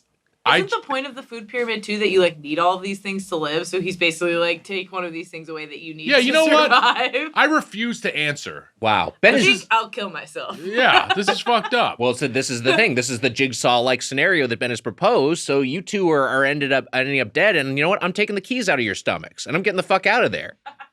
Enjoy your fucking meatless life, you fucking dweeb. I think I will. Guess what? That includes no wet boxer shows. There's no wet boxer short competitions if there's no That's meat. That's right. That's what I'm saying. So now, how do you feel about your decision? No meat means I can't I can't suck dick or eat pussy. Oh my No, god. pussy's a veggie. Emmy, you have to get rid of one: grains, vegetables, fruits, meat, dairy, and sweets. It's a One little gotta bit go. of a boring answer, but I'm gonna get rid of sweets because I think fruit could fill the void. I think that's a I think totally that is reasonable. the I think real it's probably the answer. sanest answer. Could I get a Coke Zero or no? Yes. There's Those no are- sugar. Wait, so you think sugar-free doesn't put it in the sweets category? Yes. Oh, that's interesting. So then I might say sweets as well. We just fucking gamed Jigsaw himself. We fucking figured it out. Yeah, we figured it out. That's I'm the pulling secret. the key right back out of your ass, and I'm fucking getting out of there. It wasn't even in there to begin with. Where the hell is this thing? It was in the door. Someone needs to get it out. If you have a question or comment about the world of chain restaurants, you can email us at feedbag@birdfuck.com or leave us a voicemail at 830-GODO. That's 830-463-6844. Our producer is Emma Erdbrink. Our associate producer, Amelia Marino. Our video editor, Mike Dorfman. We got merch at kinshipgoods.com/doughboys. And Emma, we got some live shows coming up. Yes, we're in Irvine and San Jose at the end of April, the 29th and the 30th. And then at the end of, are you taking a video right now? Yes. I was supposed to get dinner with Edwin, and it's now 10:30. So Oh, I'm just no. letting him know that our good friend Edwin Stevens. Yeah, Edwin, good Sorry, dude. Edwin. Come see us in North Carolina and then Atlanta at the end of May. It'll be awesome. And tickets are available at birdfuck.com/live or doughboyspodcast.com/live. And you can also get the Doughboys double at patreon.com/doughboys. Emmy Blotnick, What's Her Secret is the special. Congratulations. Oh, thank I'm you. very excited to check. Did you tape it in New York? I taped it at Union Hall. Oh, awesome. Yeah, and it'll be on the 800-Pound Gorilla app May 18th, and then on YouTube June 18th. And we're having a special premiere party at Union Hall on May 30th at 7:30. It'll be me and some special guests. Wow. So if you're in New York or the surrounding area, go see Emmy live and just celebrate the release of the special May 30th. Where can people get tickets, or just see you on social media? I'll put the link in the episode. Well, the link will be in the that's episode nice. description. Yeah, the Union Hall website has its calendar. You can go there, and and I'm gonna keep eating sweets and I'm not gonna do that. You don't have to stop. Okay. Yeah, it wasn't binding. It wasn't a legal sort of framework. Thank God. Well, not yet. We'll see what RFK. We'll see if he changes things. We might have to eat. We might have to eat raccoon dick from here on out. I'll start eating it, I guess, just to get used to it, because it's gonna happen. Emmy, you're the best. I always had so much fun in writers' rooms with you. Always a delight to have you on the podcast. It's so great when you're in town, and I'm very excited to have you back on the podcast next time you're available. Oh my God. What a hoot! Thank you. Thanks for having me. Of You guys course. are the best. I'm gonna call in and say something crazy on that phone line you gave. RFK came to. I was in a wet boxer contest, and he said that I had a raccoon dick. And that's a compliment from him. Actually. Yeah, it is. I think it's a nice thing. That's what I paid to see. I'm gonna cut that thing off. Him chasing me around in wet boxers with a pair of scissors. I got to. I have to plug something. Yeah, go for it. Napa Boys now on digital. The streaming. Napa Boys streaming. I gotta plug it. Where do you Napa stream Boys. it? You can stream it anywhere. I think anywhere where you can stream a movie. You can buy it like digitally. I think wherever you buy movies. And then there's going to be a DVD of it, but you can because today is April 22nd, April 23rd. So it's 3 days. It's been available for 3 days. Wow. Yep. You know what I say? To act out a Drake meme, Twisted Metal streaming, Napa Boys streaming. Hey. Wags, you're my man. Wow. Hey, that's what do we say at the end of the podcast? Bye. That'll do it for our show. Oh no, I have a thing I say. For the Spoon Man, Mike Mitchell. Oh yeah. Until next time for the Spoon Man, Mike Mitchell. I'm Nick Quager. Happy eating. You forgot that. We See went ya. very long. See I ya. thought that was written in your notes. Bye. That was a HeadGum podcast.